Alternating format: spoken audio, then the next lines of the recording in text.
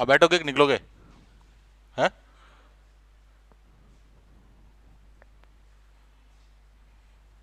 तो पहले कल पुराना पूछने की इच्छा है मेरी, पहले पूछूं क्या करें?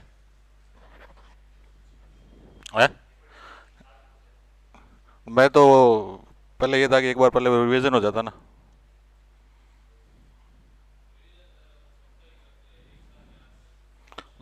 सप्ताह कुछ नहीं होता, दो दो तीन तीन दिन, दो दो तीन दिन बार बार करते रहेंगे तब याद होगा, फैक्ट्स बहुत ज्यादा है।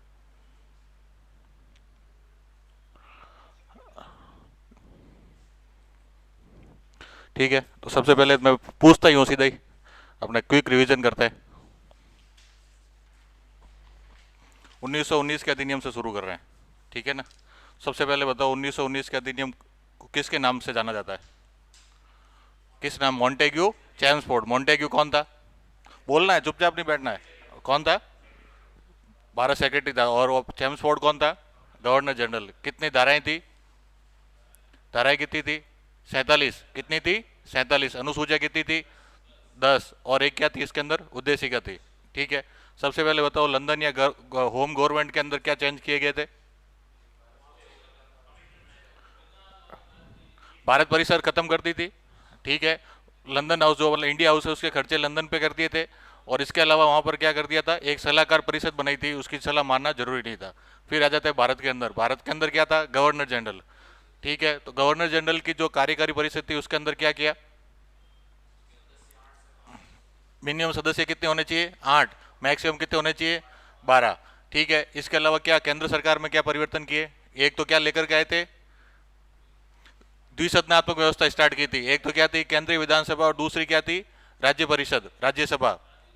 राज्य परिषद में कितने सदस्य थे? 60। और केंद्रीय विधान परिषद में 140, जो कि बढ़ करके कितने कर दिए? 145। ठीक है, उसके बाद में राज्यों में आते हैं। राज्यों में क्या परिवर्तन किया? पहले बात तो डाई आर्की लेके आ गए। क्या लेकर गए थे? द्वैध शासन, डाई आर्की। विषयों को दो भागों में बांटा, आरक्षित विषय, हस्तांतरित विषय। आरक्षित विषय किसके लिए आरक्षित रखे? नॉमिनेटेड के लिए, जो नमोनीत मनोनीत जो आपके थे उनके लिए। और हस्तांतरित जो आपके ट्रांसफर थे वो किसके लिए थे? निर्वाचित सदस्यों के द्वारा उसके ऊपर कानून बनाया जाता था। ठीक है, तो ये सब आपके हो गया। अब धाराएं थी। ठीक है, सबसे पहले धारा 10 किसके बारे में थी? हस्तांतरित विषय। धारा 11 और 12 आरक्षित विषय।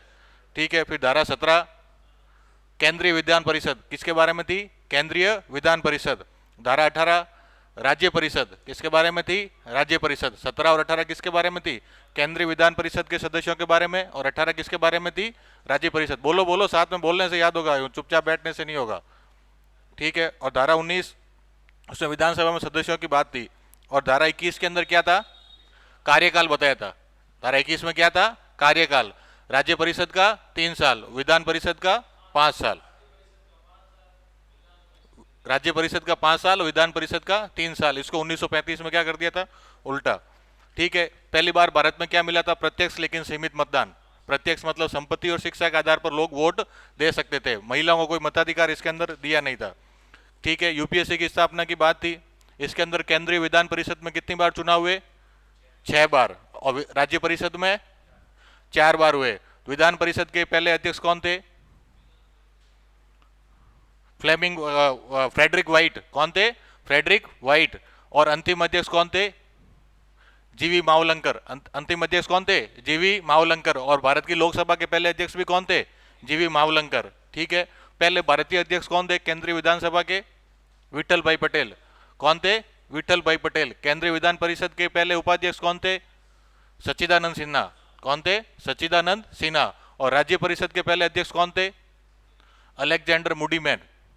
राज्य परिषद के पहले अध्यक्ष कौन थे? अलेक्जेंडर मुडीमैन। वापस बताओ, विधान परिषद का पहला अध्यक्ष फ्रेडरिक वाइट। और राज्य परिषद का पहला अध्यक्ष अलेक्जेंडर मुडीमैन। ठीक है, विधानसभा परिषद का पहला उपाध्यक्ष सच्चिदानंद सिन्हा। और उसके बाद में भारतीय अध्यक्ष कौन थे? विठल भाई पटेल। और अंतिम अध्यक्ष कौन थे? जीवी मावलंकर, जो कि बाद में लोकसभा अध्यक्ष भी बने। ठीक है, फिर अपने 1935 के अधिनियम का बताओ कितने भाग थे इसके अंदर? 14 भाग थे। ठीक है, अनुसूचियां कितनी थी? अनुसूचियां कितनी थी? 8। अनुसूचियां कितनी थी? 8। और अनुच्छेद कितने थे? 321 धाराएं थी। कितनी धाराएं थी? 321। एक ही रखी थी इन्होंने, ऐसा नहीं कि जैसे मर्जी कर दिया, ठीक है। इंग्लैंड के अंदर भारत परिषद इन्होंने समाप्त कर दी। गवर्नर जनरल के लिए 13 में से 3 सदस्य क्या होने चाहिए, सॉरी 13 में से 10 सदस्य क्या होंगे, भारतीय, और वो भी कैसे होंगे, निर्वाचित। 3 क्या होंगे, अंग्रेज, वो भी क्या होंगे, नॉमिनेटेड। उसके बाद में बात करते हैं गृह सरकार के बाद में अपने विधान परिषदों में। इसमें क्या किया इन्होंने, भारत केंद्र सरकार में डायरकी लेके आगे थे, जो राज्यों में हस्तांतरित और आरक्षित विषय थे उनको वहां से खत्म करके सेंट्रल गवर्नमेंट में लेकर के आगे, ठीक है। इसके अलावा क्या कर दिया, सदस्यों की संख्या में वृद्धि कर दी। विधान परिषद में, सॉरी राज्य परिषद में 60 से बढ़ाकर कितने कर दिए थे, 260, कितने कर दिए थे, 260। कार्यकाल कितना कर दिया था इसका, 3 साल। विधान परिषद में 145 से बढ़ाकर कितने कर दिए थे, 375, कितने किए थे, 375, और इसका कार्यकाल कर दिया था 5 साल, ठीक है। कौन सी धारा के अंदर अखिल भारतीय संघ की स्थापना की बात की गई थी, धारा 5। कौन सी धारा में, धारा 5 के अंदर किसकी बात की गई थी, अखिल भारतीय संघ की बात की गई थी। अपने सुप्रीम कोर्ट की बात किसमें की गई थी, धारा 200, किसमें की गई थी, धारा 200। टोटल धाराएं कितनी थी, 321। टोटल धाराएं कितनी थी, 321। केंद्रीय विधान परिषद में सदस्यों की संख्या कितनी कर दी थी, 375। कितनी कर दी थी, 375, ठीक है। इसके अलावा 7वीं अनुसूची थी, और धारा आपके 104 के तहत गवर्नर जनरल को क्या दिया था, अवशेष शक्तियां दी थी, ठीक है। प्रांतों में क्या कर दिया था इन्होंने, 6 प्रांतों के अंदर बाइकैमरलिज्म मतलब द्विसदनात्मक व्यवस्था स्थापित कर दी थी, ठीक है। इसके तहत किस किस में चुनाव हुए थे, केवल प्रांतों में चुनाव हुए थे, और 2 बार, एक तो 1936 और 1946। 1946 के चुनाव के आधार पर अपने संविधान सभा का गठन हुआ था, ठीक है। संविधान सभा किसके प्रस्ताव पर बनी थी, कैबिनेट मिशन। इसके आधार पर चुनाव कब हुए थे, जुलाई अगस्त 1946 में। संविधान सभा का गठन कब हुआ था, अक्टूबर 1946। कब हुआ था, अक्टूबर 1946। सबसे पहले नेहरू जी ने शपथ कब ली थी, 2 सितंबर 1946। गांधी जयंती कब आती है, नेहरू जी ने शपथ कब ली, 2 सितंबर। मतलब गांधी जी से 1 महीने पहले इन्होंने शपथ ले ली थी कि भाई 1 महीने बाद बापू का बर्थडे है तो प्रधानमंत्री बन के ही क्या करेंगे, सेलिब्रेट करेंगे, ठीक है। तो वो 1 महीने पहले ही उन्होंने शपथ ले ली थी, ठीक है। टोटल सीटें कितनी थी, 200। स्टार्टिंग के अंदर कितनी सीटें थी, 389। 400 में से 11 कम, कितनी थी, 389। ब्रिटिश भारत की 296 और रियासतों की 93, ठीक है। 296 में से अपने 292 तो थे प्रांतों के, और 4 क्या थे, केंद्र शासित प्रदेश। सबसे पहले कांग्रेस ने कितनी सीटें जीती, इसमें थोड़ा कंफ्यूजन है, 208 या 205। आडा साहब किताब में 205 लिखा हुआ है, किसी में 208 लिखा हुआ है, अपने को दोनों याद रखने। अब ऑप्शन आए तो 205 कर देना, और हो सके क्या वो पता ऑप्शन नहीं आए, एक ही है, क्या 205 है या 208 आ जाए, ठीक है। उसके बाद में क्या हुआ, माउंट बैटन प्लान आया, भारत का विभाजन हो गया। तो विभाजन होने के बाद में सीटों की संख्या में क्या परिवर्तन हो गया, कितनी सीटें रह गई थी, 318, ठीक है। उसके अंदर ब्रिटिश भारत की कितनी थी, 89 तो थे देशी रियासतों की, और बाकी सारी थी ब्रिटिश भारत की। दो कितनी थी, 389 में से, 318 में से 229, कितनी थी, 229, ठीक है। तो ये सब हो गया अपने इसके बारे में बात। पहली बैठक कब हुई थी, 9 दिसंबर 1946। पहला सत्र में कितने सदस्य थे, पहले सत्र में कितने थे, 211। पहले सत्र में कितने थे, 211। पहली बैठक में कितने थे, 207। तो पहली सत्र में 211 सदस्य थे। पहली सत्र में कितनी बैठकें हुई थी, कितनी हुई थी, 13 बैठकें हुई थी पहले सत्र में, सॉरी 11 बैठकें हुई थी, और 211 सदस्यों ने क्या लिया था, भाग लिया था, ठीक है। और पहली बैठक में जो फर्स्ट सिटिंग थी 9 दिसंबर को, उसके अंदर कितने सदस्यों ने भाग लिया था, 207। 207 में से 10 क्या थी, महिलाएं थी। सबसे पहले सभापति किसको चुना गया था, सच्चिदानंद सिन्हा को। उप सभापति किसे चुना गया था, एंथोनी को, फ्रैंक एंथोनी को, ठीक है। ये उपसभापति चुने गए थे। सलाहकार कौन थे, BN राव। सचिव कौन बने गए थे, आयंगर। सचिव कौन बने, आयंगर। सबसे पहले किसकी मृत्यु पर शोक व्यक्त किया गया था, कोई प्रसन्न देव करके थे, उनकी मृत्यु पर शोक व्यक्त किया गया था, ठीक है। पहले वक्ता कौन थे, पहले वक्ता संविधान सभा में सबसे पहले बोले कौन थे, JB Kripalani. JB Kripalani. JB Kripalani किस समिति के अध्यक्ष थे, JB कृपलानी जी की कृपा से अपने को मूल अधिकार मिले, तो मूल अधिकारों की उप समिति थी, उसके क्या थे, ये अध्यक्ष थे, ठीक है। अब उद्देश्य प्रस्ताव कब रखा गया था, पहली बैठक तो होगी थी 9 तारीख को, दूसरी और तीसरी बैठक होगी थी 11 तारीख को। 11 तारीख को क्या किया गया था? राजेंद्र प्रसाद को अध्यक्ष बनाया गया था। क्या किया गया? राजेंद्र प्रसाद को अध्यक्ष बनाया गया था। उसके बाद में 5वीं बैठक में क्या रखा गया था? 13 तारीख को उद्देश्य प्रस्ताव पारित कब हुआ? 22 जनवरी 1947। कितने उद्देश्य थे? 8 उद्देश्य। कितने थे? 8 उद्देश्य। इसका समर्थन किसने किया था? पुरुषोत्तम दास टंडन ने। किसने किया था? पुरुषोत्तम दास टंडन। फिर उपाध्यक्ष, सबसे पहले कितने उपाध्यक्षों का प्रावधान था? 5 का। उसके बाद में विभाजन के बाद में 2 किए। कौन कौन? एक तो एच.सी. मुखर्जी, दूसरे अपने वेंकटाचारी। कौन थे? वेंकटाचारी तो कृष्णमाचारी, सॉरी, कृष्णमाचारी थे। और इनको किसकी सलाह पर बनाया गया था? एन.बी. खरे। कहाँ के थे? अलवर से जो सदस्य थे उनकी सलाह पर कृष्णमाचारी को क्या बनाया गया था? आपके इसका उपाध्यक्ष बनाया गया था।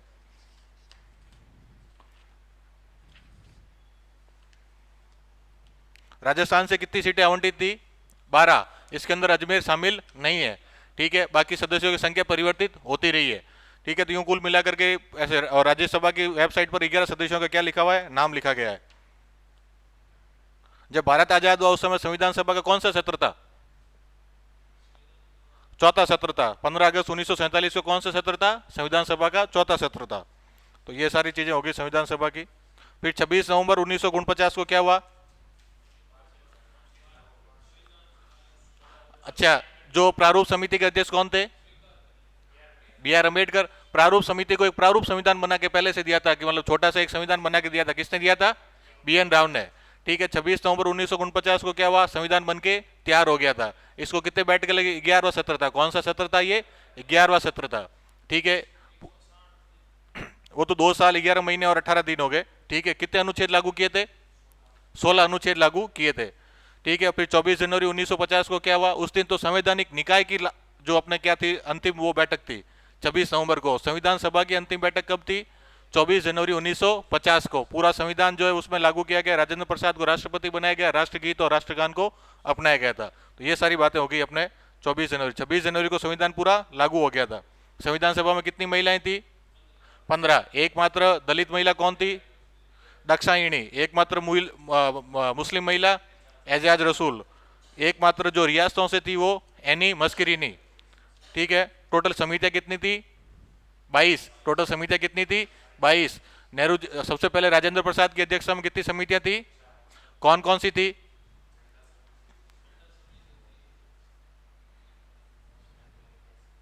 सबसे पहले तो संचालन समिति, बिजनेस रूल समिति, झंडा समिति। ठीक है, फिर आपके हो गया क्या नाम है, वित्त एवं स्टाफ समिति, और एक तो देखो कार्य संचालन समिति और एक संचालन समिति, 2 थी।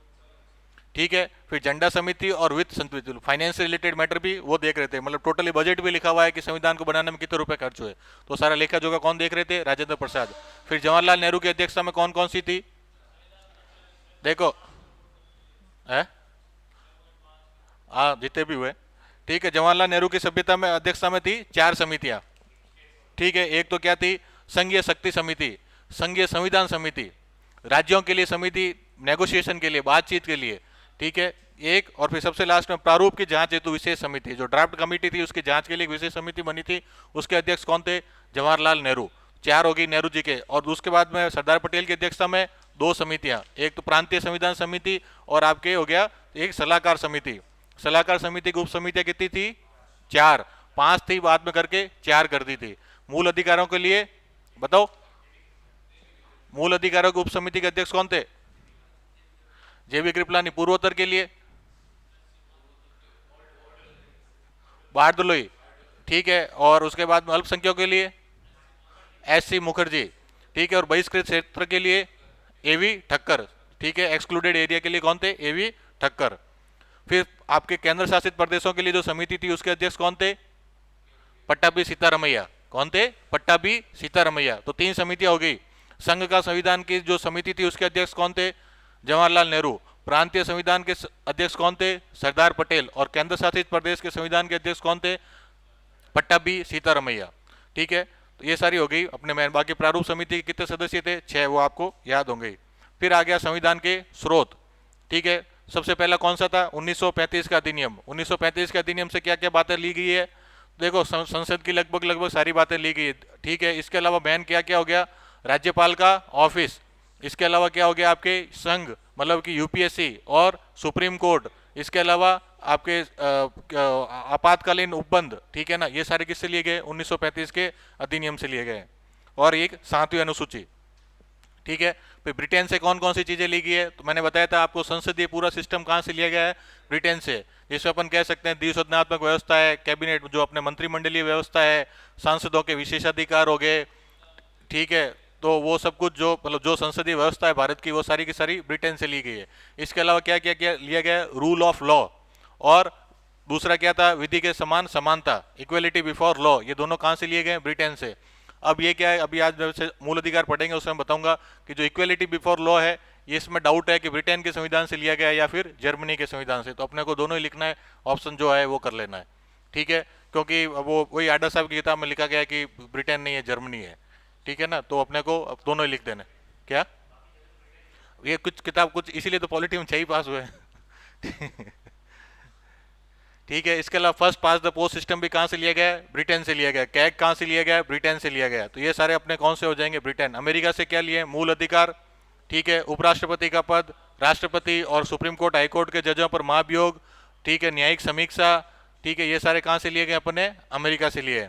आयरलैंड से क्या लिया? मुख्यतः तो डीपीएसपी और राज्यपाल का जो कह सकते हैं कार्यालय, ठीक है, और राज्यपाल को मनोनीत करना, राज्यसभा के मनोनीत सदस्य, ये सारे कौन से हो गए? आपके आयरलैंड से लिए।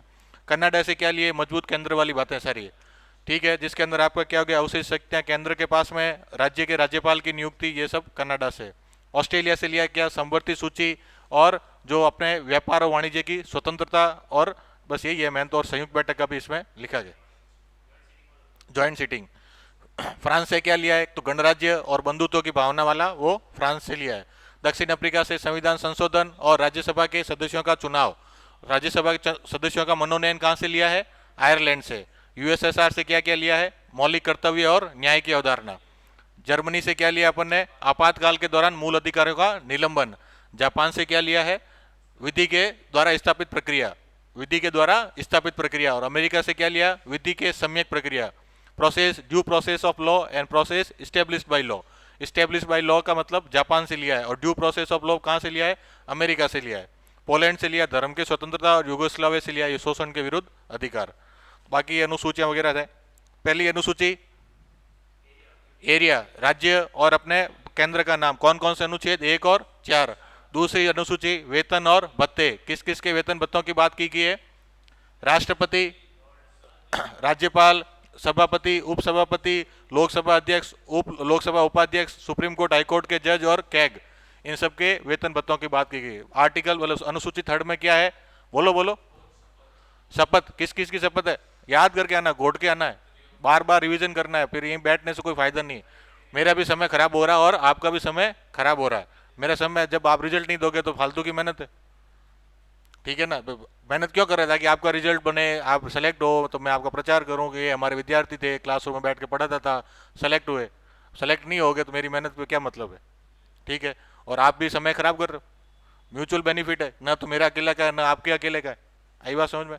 तो अपने को इन्वॉल्व करना है, ठीक है। खुद को प्रेशराइज करो कि अपने को याद करना चीज़ें, बहुत बड़ी चीज़ें हैं, बार बार रिपीट नहीं करोगे तो याद होगी नहीं। और लास्ट तक जाते जाते यही रहता है कि याद हुआ ही नहीं अपने को, ठीक है।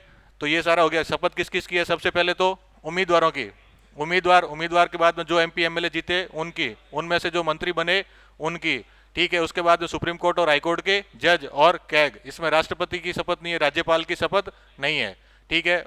सॉरी, राष्ट्रपति और राज्यपाल की शपथ तो किस में लिख रखी है? संविधान में, ठीक है। और लोकसभा उपाध्यक्ष की कोई शपथ होती नहीं है। आर्टिकल 4 में क्या है? राज्यसभा सीटों का बंटवारा। आर्टिकल 5, सॉरी अनुसूची 5, शेड्यूल 5 का मतलब कौन सा है उसमें? Scheduled area. अनुसूची 6 में भी क्या है? Scheduled area. कौन कौन से राज्यों का है? असम, मेघालय, मिजोरम और त्रिपुरा। और शेड्यूल 7 के अंदर क्या है? विषयों का बंटवारा। मूल रूप में कितने थे? 97, 66 और 47। उसके बाद में 42वें संशोधन में कितना कर दिया? 100, 61 और 52। 8वीं अनुसूची में क्या है? भाषाएं। पहले कितनी थी? 14, बढ़ा करके कितनी कर दी? 22। कौन कौन से संशोधन थे? 21, 71 और 92। 21वां कब था? 1967। 71वां कब था? 1992। और 92वां संशोधन कब था? 2003। तो 21वें में कौन सी भाषा जोड़ी? सिंधी। और अपने 71वें में कोंकणी, मणिपुरी और नेपाली। और उसके बाद में बोडो, डोगरी, मैथिली, संताली। ठीक है, तो ये हो गई 8 अनुसूचियां मूल संविधान में थी। 9वीं अनुसूची पहले संशोधन से जोड़ी गई, उसमें जो डेट करेक्शन करना वो उसमें मैंने 24 मार्च लिखा रखा है कि 24 मार्च के बाद के जो भी 9वीं अनुसूची में डाले, जबकि वो 24 अप्रैल है। तो केशवानंद भारती का जो वर्डिक्ट आया था ना, वो 24 अप्रैल 1973 को आया था। ठीक है ना, 24 अप्रैल को ही अपने पंचायत दिवस मनाया जाता है, 24 अप्रैल को वो अपने केशवानंद भारती केस का वर्डिक्ट आया था। तो 24 अप्रैल 1973 के बाद में जिसको भी पहली अनुसूची में डाला है, 9वीं अनुसूची में डाला है, वो सबका जुडिशियल रिव्यू या फिर न्यायिक समीक्षा हो सकती है। 10वां में क्या है, दल बदल विरोधी अधिनियम कौन से जोड़ा गया, 52वां संशोधन 1985। ठीक है, उसके बाद में 11वीं और 12वीं अनुसूची 1973 में। ठीक है, 11वीं अनुसूची में कितने विषय हैं, 29, और 12वीं में कितने हैं, 18। ठीक है, तो ये सारा हो गया अपने अनुसूची। और फिर संविधान की विशेषताएं बताई थी, एकात्मक और संघात्मक। एकात्मक का मतलब क्या हो रहा है कि जो लचीली व्यवस्था है, जिसमें मैं केंद्र के पास में ज्यादा शक्ति है, केंद्र संविधान को जैसे चाहे वैसे मोड़ सकती है, इसका मतलब संविधान क्या होता है, लचीला। कठोर व्यवस्थाएं कैसी होगी, संघात्मक या फिर फेडरल फीचर्स होंगी, इसका मतलब राज्य भी क्या है, इक्वली पावर्ड है। राज्य क्या है, इक्वली पावर्ड है, इसका मतलब केंद्र और राज्य दोनों मिलकर के काम करेंगे तभी आपके बनेगी। तो जो अपने पता चलता है कि ये ज्यादा केंद्र को शक्ति दे रही है तो सारी क्या है, लचीली। और जब लगता है कि नहीं ये राज्यों को भी बराबर महत्व दे रही है, जिस भी विशेषता से पता चलता है ये कैसी है, आपके संघात्मक या फिर फेडरल फीचर्स है। ठीक है, तो ये हो गया आज 2 दिन का कंप्लीट रिवीजन। इसमें जो जो चीजें अपने को याद नहीं रहती है, डेली एक रिवीजन बुक बनाओ। ठीक है, नोटबुक बनाओ, उसमें लिखते रहो कि आज जैसे पढ़ा इसमें ये 1 पेज बना, 2 पेज बना। फिर उसके लिए एक समय निश्चित कर लो कि मुझे डेली रिवीजन वाली किताब पढ़नी है 2 घंटे। तो अब वो हो सकता है कि शुरुआत में आपको कम समय लगे, धीरे धीरे धीरे धीरे धीरे धीरे पढ़ते रहोगे। ठीक है, पॉलिटी सबसे ज़्यादा रिवीजन मांगती है। ठीक है, ईजी है, ऐसा कुछ नहीं है। ठीक है, कल 1 घंटे की प्रवीण जी क्लास लगवाएंगे। तो वो क्या है कि जैसे डीपीएसपी पे जिस प्रकार से जो उनकी ट्रिक है कुछ आर्टिकल याद करने की, तो वो आपको बताएंगे, तो आराम से आपको आर्टिकल भी याद हो जाएंगे। ठीक है, तो आज अपन करेंगे एक तो क्या पार्ट 1 और पार्ट 3। ठीक है, पार्ट 2 अपने सिलेबस में नहीं है, नागरिकता वाला, तो पढ़ने की आवश्यकता है नहीं।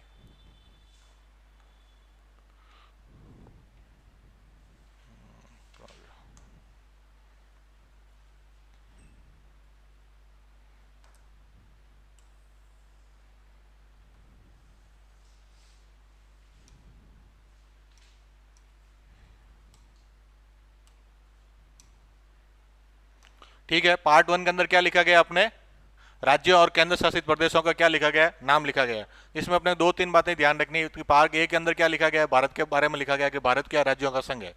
भारत को क्या लिखा गया है, भारत अर्थात इंडिया राज्यों का क्या होगा, संघ होगा, एज इट इज लिखा गया है। भारत इंग्लिश में भारत लिखा गया है और हिंदी में भी ऐसे ही इंडिया लिखा गया है। भारतीय क्षेत्र के प्रकार कितने बताए गए हैं, कितने क्षेत्र के प्रकार बताए गए, 3। कौन कौन से, राज्य क्षेत्र, केंद्र शासित और राज्य द्वारा अर्जित किए गए क्षेत्र। कौन कौन से प्रकार बताएं, एक तो राज्य क्षेत्र, केंद्र शासित प्रदेश और राज्य के द्वारा अर्जित किए गए क्षेत्र। दूसरे अनुच्छेद में लिखा गया कि राज्य का प्रवेश या स्थापना, मतलब जिसमें अपने पढ़ा था कि राज्य अविनाशी नहीं है, कि राज्य को मान्यता कैसे दे सकते हैं, राज्यों की सीमा में परिवर्तन कैसे कर सकते हैं, राज्यों को संख्या बढ़ानी है, कम करनी है, तो उसका क्या प्रक्रिया रहेगी, वो किसमें दे रखी है, अपने अनुच्छेद 2 में। तो इसमें अपने को सिर्फ प्रक्रिया का पता होना चाहिए कि क्या इसमें प्रोसेस रहती है जिसके तहत राज्य का निर्माण या किया जा सकता है।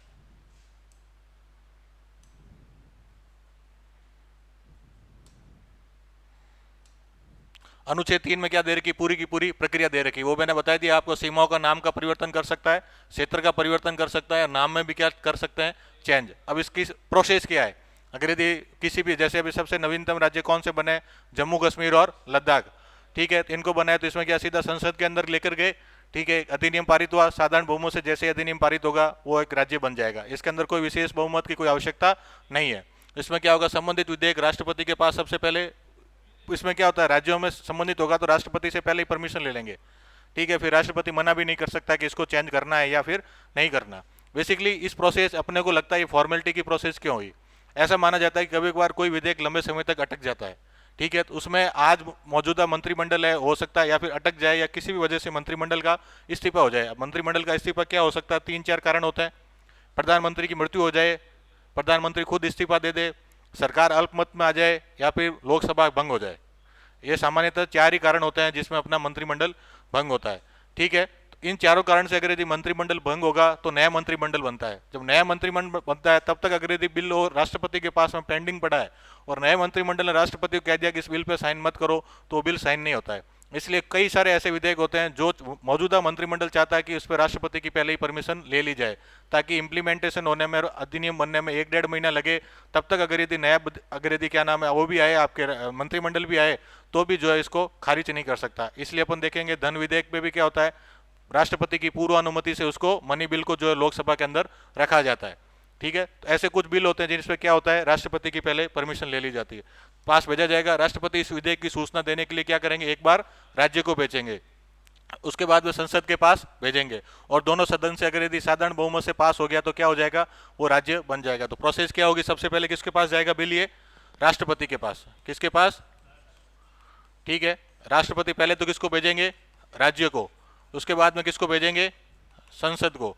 और संसद में कौन सा चाहिए अपने को, सिंपल मेजोरिटी। कैसी मेजोरिटी चाहिए, सिंपल या फिर साधारण मेजोरिटी से अगर यदि बिल पास हो जाता है तो वो आपके क्या होती है, सिंपल मेजोरिटी, जो भी प्रेजेंट है और मतदान कर रहे हैं उनका बहुमत। ठीक है, अगर यदि 200 लोग प्रेजेंट है और 101 लोगों ने जिसके पक्ष में मतदान दिया, वो आपके क्या बन जाता है, अधिनियम बन जाएगा। मतलब वो उसे क्या कहते हैं, अपने साधारण बहुमत कहते हैं। तो ये होगी अपनी इसकी सिंपल प्रक्रिया। इसमें याद रखने की बात क्या है, ये तो याद रह जाएगी, एक तो साधारण बहुमत और दूसरा क्या है, राष्ट्रपति की पूर्व अनुमति इसमें आवश्यक होती है। क्यों होती है, कभी कभार क्या होता है, कुछ बिल इंपॉर्टेंट होते हैं, ठीक है, ये राज्यों को बनाना, करना, चेंज करना, ये देश की अखंडता के लिए क्या है, बहुत जरूरी रहता है। ठीक है, क्योंकि जब भारत आज़ाद हुआ तो उस समय सबसे बड़ा चुनौती क्या थी, भारत को बनाए रखना। सबसे बड़ी चुनौती क्या थी, भारत को बनाए रखना। इतने सारा डाइवर्सिफिकेशन है, इतनी सारी विविधताएं हैं, ठीक है, और कभी इससे पहले भारत पॉलिटिकली इंटीग्रेटेड रहा ही नहीं। बहुत कम ही ऐसे भारत के अंदर राजा हुए कि जिन्होंने पूरे भारत पर राज किया था। बाकी इतनी विभिन्न तरीके की विचारधाराएं, विभिन्न तरह की संस्कृतियां हैं, ऐसे सबको मिलाकर के एक देश बनाना सबसे बड़ी चुनौती थी। इसीलिए जो इंपॉर्टेंट चीजें होती है उसमें सबसे पहले राष्ट्रपति की पूर्व अनुमति ली जाती है। अगर यदि मंत्रिमंडल भंग भी हो जाए तो उस मंत्रिमंडल को जो आवश्यक है वो काम पहले क्या कर लिया जाए, राष्ट्रपति की पूर्व अनुमति से कर लिया जाए। तो ये क्या हो गया आपके अनुच्छेद 3।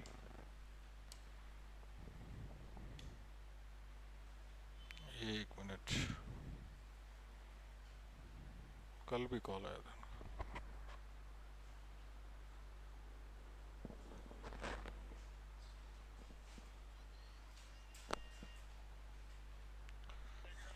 नमस्ते सर, थोड़ा क्लास में हूँ, थोड़ी देर में बताता हूँ। ठीक है, thank you sir, thank you. ठीक है, तो ये हो गया अपने आर्टिकल 3। अब बात करते हैं आगे कि भाई भारत के अंदर राज्यों का विकास कैसे कैसे हुआ। बारूबरी यूनियन केस के अंदर क्या कहा गया कि अगर यदि राज्यों का विनाश होता है तो उसके अंदर वही है, वैसे कल मैंने आपको बताया था, किसी राज्य को संविधान का हिस्सा बनाना है कि नहीं बनाना। भाई राज्य बारूबरी केस किस आधार पर किया गया था, प्रस्तावना के आधार पर। मतलब कि भाई कोई रिट लगाएगा कोर्ट के अंदर, दलील देगा, तो सबसे पहले उसको कुछ आधार बताना पड़ेगा, भाई इस नियम का, इस कानून का, संविधान के इस अनुच्छेद का क्या हुआ है, उल्लंघन हुआ है, इसलिए न्यायालय को क्या करना चाहिए, हस्तक्षेप करना चाहिए। तो उसमें क्या किया गया कि प्रस्तावना का उल्लेख किया गया कि भारतीय एकता को क्या हो रहा है, खतरा हो रहा है, क्योंकि बारूबरी यूनियन किसको दे दी गई थी, पाकिस्तान को। तो इसमें एक आ गया कि संविधान क्षेत्र में किसी विदेशी क्षेत्र को केवल संविधान में संशोधन करके ही सौंपा जा सकता है। ठीक है, इसके लिए क्या आवश्यकता है, विदेशी अपने संशोधन की आवश्यकता है। और 1969 के अंदर क्या कहा कि भारत और अन्य देशों के बीच में सीमा विवाद को निपटारे के लिए किसी संशोधन की आवश्यकता नहीं है। ठीक है, अगर यदि भारत को अपना हिस्सा बांट किसी और देश को देना है तो उसके लिए तो क्या करना पड़ेगा, संशोधन। ठीक है, लेकिन अगर यदि सीमा विवाद हल करना है तो उसके लिए संशोधन की आवश्यकता नहीं है। तो कौन सा संविधान संशोधन सीमा विवाद को, मतलब कह सकते हैं भारत ने अपना कुछ हिस्सा किसी और देश को दिया है, बताओ। 100वां संशोधन याद है। ठीक है, 100वें संशोधन में क्या किया गया था कि भारत और बांग्लादेश के बीच में कुछ आइलैंड थे, कुछ द्वीप थे, जिनका आदान प्रदान किया गया था। ठीक है, जो क्या थे, मतलब भारत ने वो द्वीप अपने पास रखे जो भारत के पास में, मतलब भारत के लिए सही थे, और बांग्लादेश को कुछ आइलैंड या फिर कुछ छोटे छोटे टापू बांग्लादेश को दिए थे। तो वो कौन सा हो गया, 100वां अधिनियम। तो इससे कौन कौन से केस थे, तो बारूबरी केस, ये तो कह रहा है कि देश का हिस्सा देना तो संशोधन करना पड़ेगा, और अगर यदि सीमा विवाद है तो कोई संशोधन की आवश्यकता नहीं है। सीमा विवाद के लिए किसी तरह का, इसमें काचुतीवु द्वीप है, कहां पर है, श्रीलंका और इंडिया के बीच में। ठीक है, उसको श्रीलंका को भारत ने दे दिया था, तो उसके लिए कोई संशोधन नहीं किया था। वो क्या था, सीमा विवाद के सुलझाने के लिए उसको दिया था। अब सबसे पहले राज्यों और केंद्र शासित प्रदेशों का निर्माण हुआ, तो उसमें सबसे पहले जब भारत का आजाद हुआ था, संविधान बना था, तो आर्टिकल जो अपने पहला भाग है उसमें राज्यों को कितनी सूचियों में डाला था, 4 सूचियों में, भाग ए, भाग बी, भाग सी और भाग डी, 4 लिस्ट बनाई थी, उसमें कुछ राज्यों के नाम लिखे थे। भाग ए में कौन थे, कितने राज्य थे, 9, जो सारे कैसे थे, ब्रिटिश इंडिया के। कितने राज्य थे, ब्रिटिश इंडिया के। भाग 2 में कौन थे, पूर्व रियासतें शासित थी। कितनी, पूर्व रियासतें, जो भी जैसे राजस्थान में जोधपुर वगैरह थी, वो सारी की सारी किस्में थी अपने भाग बी में। तो इन सबको मिलाकर तो राजस्थान एक बन गया था। बाकी जैसे हैदराबाद वगैरह हो गया, तो वो सारे किस्में थे भाग बी में। भाग सी में क्या थे, केंद्र शासित प्रदेश, और भाग डी में अंडमान और निकोबार। तो कितने राज्यों को भाग ए में डाला गया था, 9। भाग बी में भी कितने थे, 9। भाग सी में क्या थे, केंद्र शासित प्रदेश, और भाग डी में क्या था, अंडमान और निकोबार। मतलब अंडमान निकोबार केंद्र शासित प्रदेश होते हुए भी भाग सी के अंदर नहीं था। अब क्या हुआ कि भाषाई के आधार पर जो है राज्यों की मांग उठी, तो सबसे पहले किस आयोग को गठन किया गया था, धर आयोग का। कब इसका नियुक्ति की गई थी, तारीखें याद रख लेना, कई बार एग्जाम में पूछी गई है। कब किया गया था, जून 1948। कब किया गया था, जून 1948। कितने टाइम में रिपोर्ट दे दी थी, 6 महीने में। दिसंबर 1948 को इन्होंने अपनी रिपोर्ट दे दी थी। अध्यक्ष कौन थे, एस के धर। इन्होंने ये कह दिया कि गठन किसके आधार पर होना चाहिए, प्रशासनिक आधार पर, ना कि भाषाई आधार पर। धर आयोग ने क्या कहा कि जो अपने एडमिनिस्ट्रेटिव बैकग्राउंड है उसके आधार पर क्या करना, अपने को गठन करना, ना कि भाषाई आधार पर। फिर सेकंड कौन थी, जेवीपी समिति, जवाहर वल्लभ भाई पटेल और पट्टाभी सीतारामैया, इनकी समिति बनी थी। कब, दिसंबर 1948। जैसे इसने अपनी रिपोर्ट दी, ये समिति बन गई। इसने अपनी रिपोर्ट कितने समय में दी थी, 4 महीने में, अप्रैल 1949, और सेम सिफारिश की। और फिर 1953 में क्या हुआ, मद्रास से अलग करके किसको बनाया गया, आंध्र प्रदेश को। ठीक है। अब फजल अली आयोग आया। फजल अली आयोग की स्थापना कब की गई, दिसंबर 1953। कब की गई, दिसंबर 1953। धर आयोग की रिपोर्ट कब दी, फिर जेवीपी कमेटी दिसंबर 1948। रिपोर्ट कब दी, अप्रैल 1949। फजल अली आयोग दिसंबर 1953। इसने रिपोर्ट कब प्रस्तुत की, सितंबर 1955। मतलब लगभग कितने साल लगाए इसने, 2 साल लगाए। 2 साल में इसने अध्ययन किया। अन्य सदस्य कौन कौन थे, के एम पणिकर और हृदयनाथ कुंजरू। कौन कौन थे, के एम पणिकर और हृदयनाथ कुंजरू। के एम पणिकर कहां से संविधान सभा में गए थे, के एम पणिकर बीकानेर से थे। कहां से भेजा गया था इनको, बीकानेर से। ठीक है। इन्होंने सिफारिश किया, कौन कौन से आधार बताए, राज्यों के पुनर्गठन के कितने आधार बताए, 4। कितने आधार बताए, 4। सबसे पहला तो कौन सा है, दूसरा भाषा और सांस्कृतिक एकता, तीसरा प्रशासनिक आधार, और चौथा लोक कल्याण। ठीक है। एक क्वेश्चन और बनता है अच्छा सा, मेन से बन सकता है, यहाँ तो बनेगा नहीं, वो भी आडा साहब किताब में दिया हुआ है। मैंने जब से ये किताब पढ़ी है तब से मुझे लगा कि मेंस में पॉलिटी का हर साल 1 या 2 क्वेश्चन इनकी किताब से आता है, एज इट इज आता है। आप जैसे क्वेश्चन ये क्या बन सकता है, अपन पढ़ेंगे, एक तो क्या पब्लिक ऑर्डर, और एक है पब्लिक वेलफेयर। ठीक है। ये तो हो गया क्या, लोक व्यवस्था, और ये हो गया लोकहित। ठीक है। पब्लिक ऑर्डर और पब्लिक वेलफेयर में क्या डिफरेंस है। ठीक है। इन दोनों का संविधान में उल्लेख है। पब्लिक ऑर्डर का उल्लेख कहां आता है, पब्लिक ऑर्डर का उल्लेख कहां आता है। अपन मूल अधिकार पढ़ेंगे तो उसमें रेस्ट्रिक्शन पढ़ते हैं कि पब्लिक ऑर्डर लोक व्यवस्था को बनाए रखने के लिए मूल अधिकारों को क्या कर सकते हैं, उसके ऊपर रेस्ट्रिक्शन लगा सकते हैं।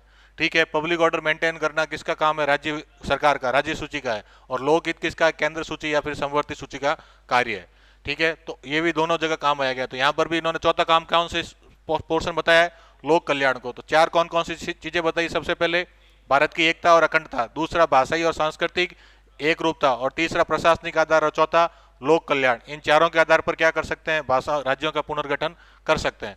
फिर 1 नवंबर 1956 को क्या किया, जो 4 प्रकार का वर्गीकरण है उसको क्या कर दिया, समाप्त। टोटल राज्य कितने बने, 14, और केंद्र शासित प्रदेश कितने थे, 6।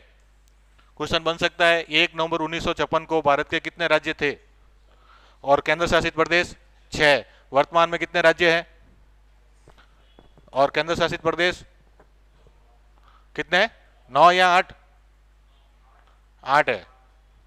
दमन दीव उनको भी क्या कर दिया, मिला दिया, दमन दीव और दादरा नगर हवेली को।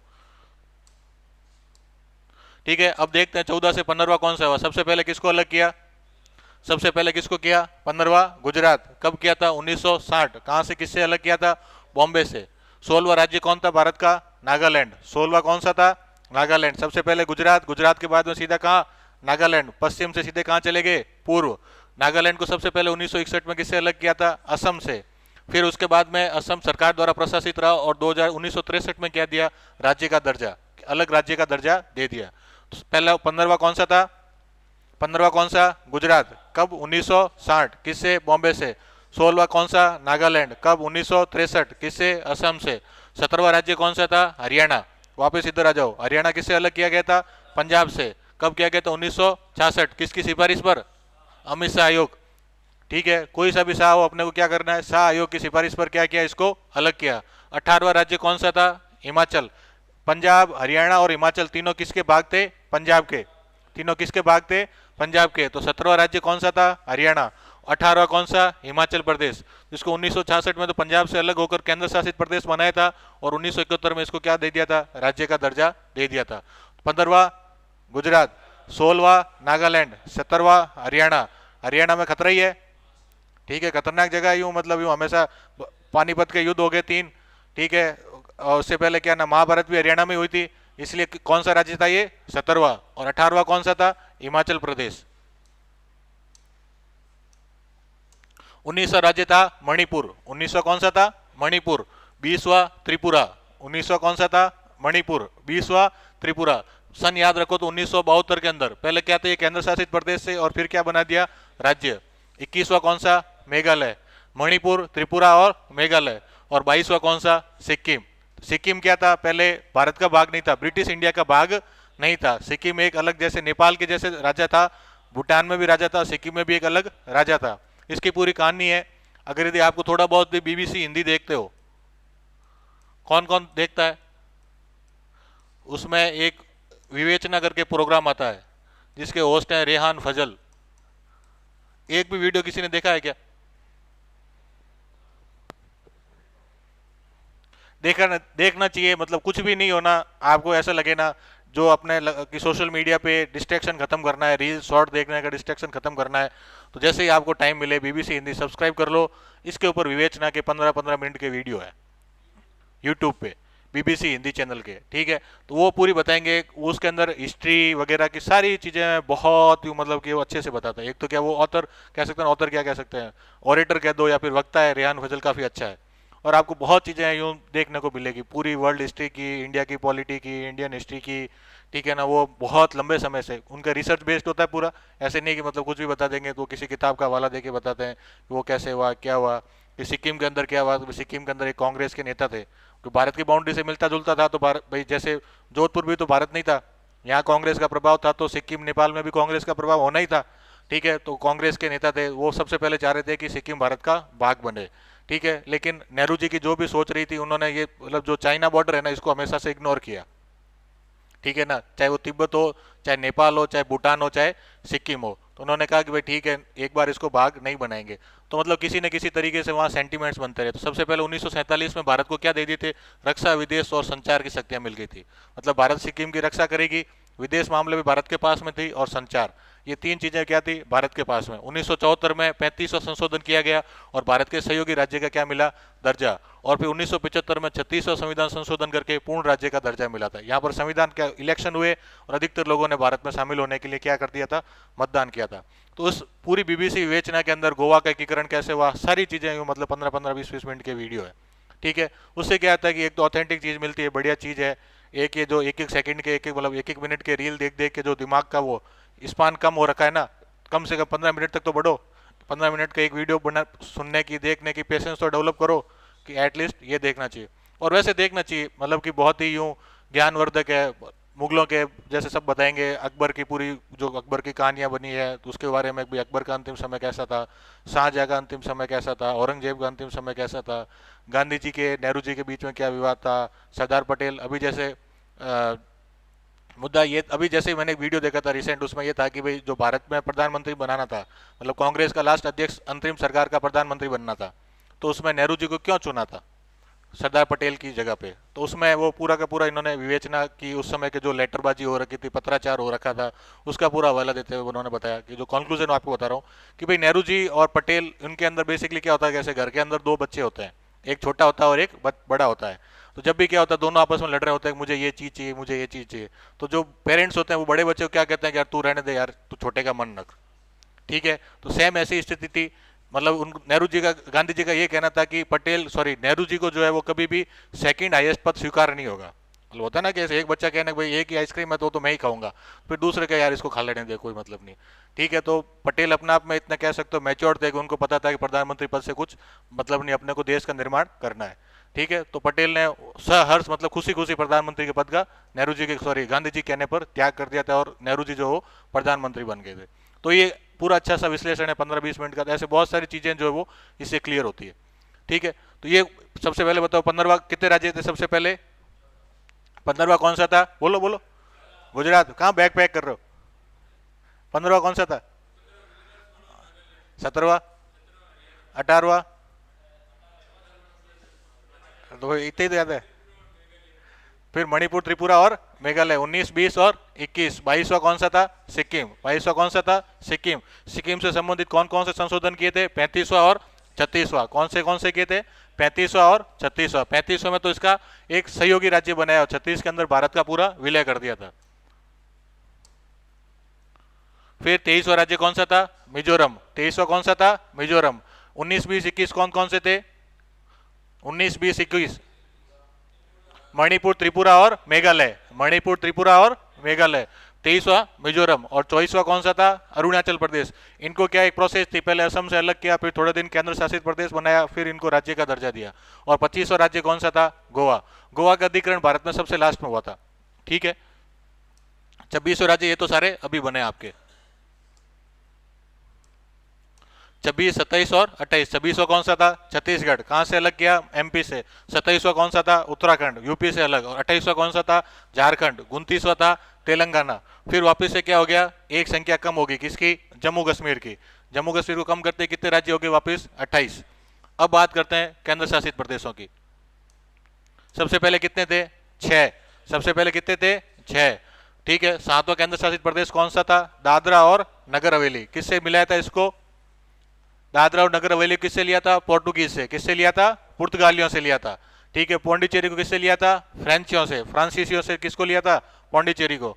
सबसे पहला कौन सा? 7वां किससे? दमन दीव, सॉरी, दादरा नगर हवेली। 8वां कौन सा था? दमन दीव। 7वां हवेली, 8वां दमन दीव। 9वां राज्य पौंडीचेरी। 9वां कौन सा था? पौंडीचेरी। 10वां चंडीगढ़। 10वां केंद्र शासित प्रदेश कौन सा था? चंडीगढ़। उसके बाद में मणिपुर, त्रिपुरा और नेफा कहते थे पहले, जो अभी आपके अरुणाचल प्रदेश और मिजोरम को मिलाकर क्या था? North east frontier.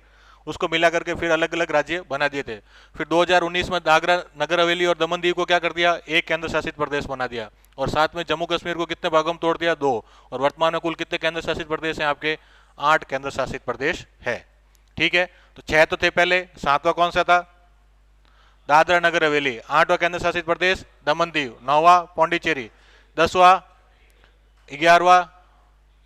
10 से फिर वापस कम हुए, कौन से हो गए? दादरा नगर हवेली, उन दोनों को मिक्स कर दिया और जम्मू कश्मीर और लद्दाख जो है वो अलग बन गए। ठीक है, वर्तमान के अंदर कौन कौन से केंद्र शासित प्रदेश के अंदर विधानसभाएं हैं? दिल्ली, पौंडीचेरी और जम्मू कश्मीर। किस किस में? दिल्ली, पौंडीचेरी और जम्मू कश्मीर। वहां पर क्या होते हैं? मुख्यमंत्री के तहत निर्वाचन होते हैं। अब बात करते हैं अपने मूल अधिकारों की। क्या? चंडीगढ़ में केवल एमपी है।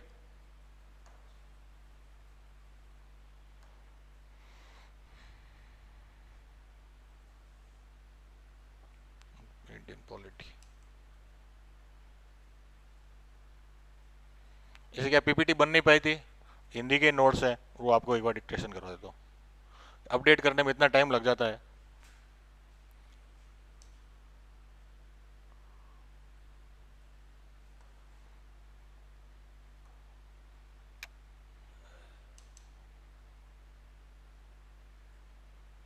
आज मूल अधिकारों को मतलब कि पूरा जितना डिटेल में अपन कर सकते हैं ना, पूरा जो अपने राडा साहब की किताब से लेकर के और जो कुछ भी सब कुछ कवर कर लेंगे।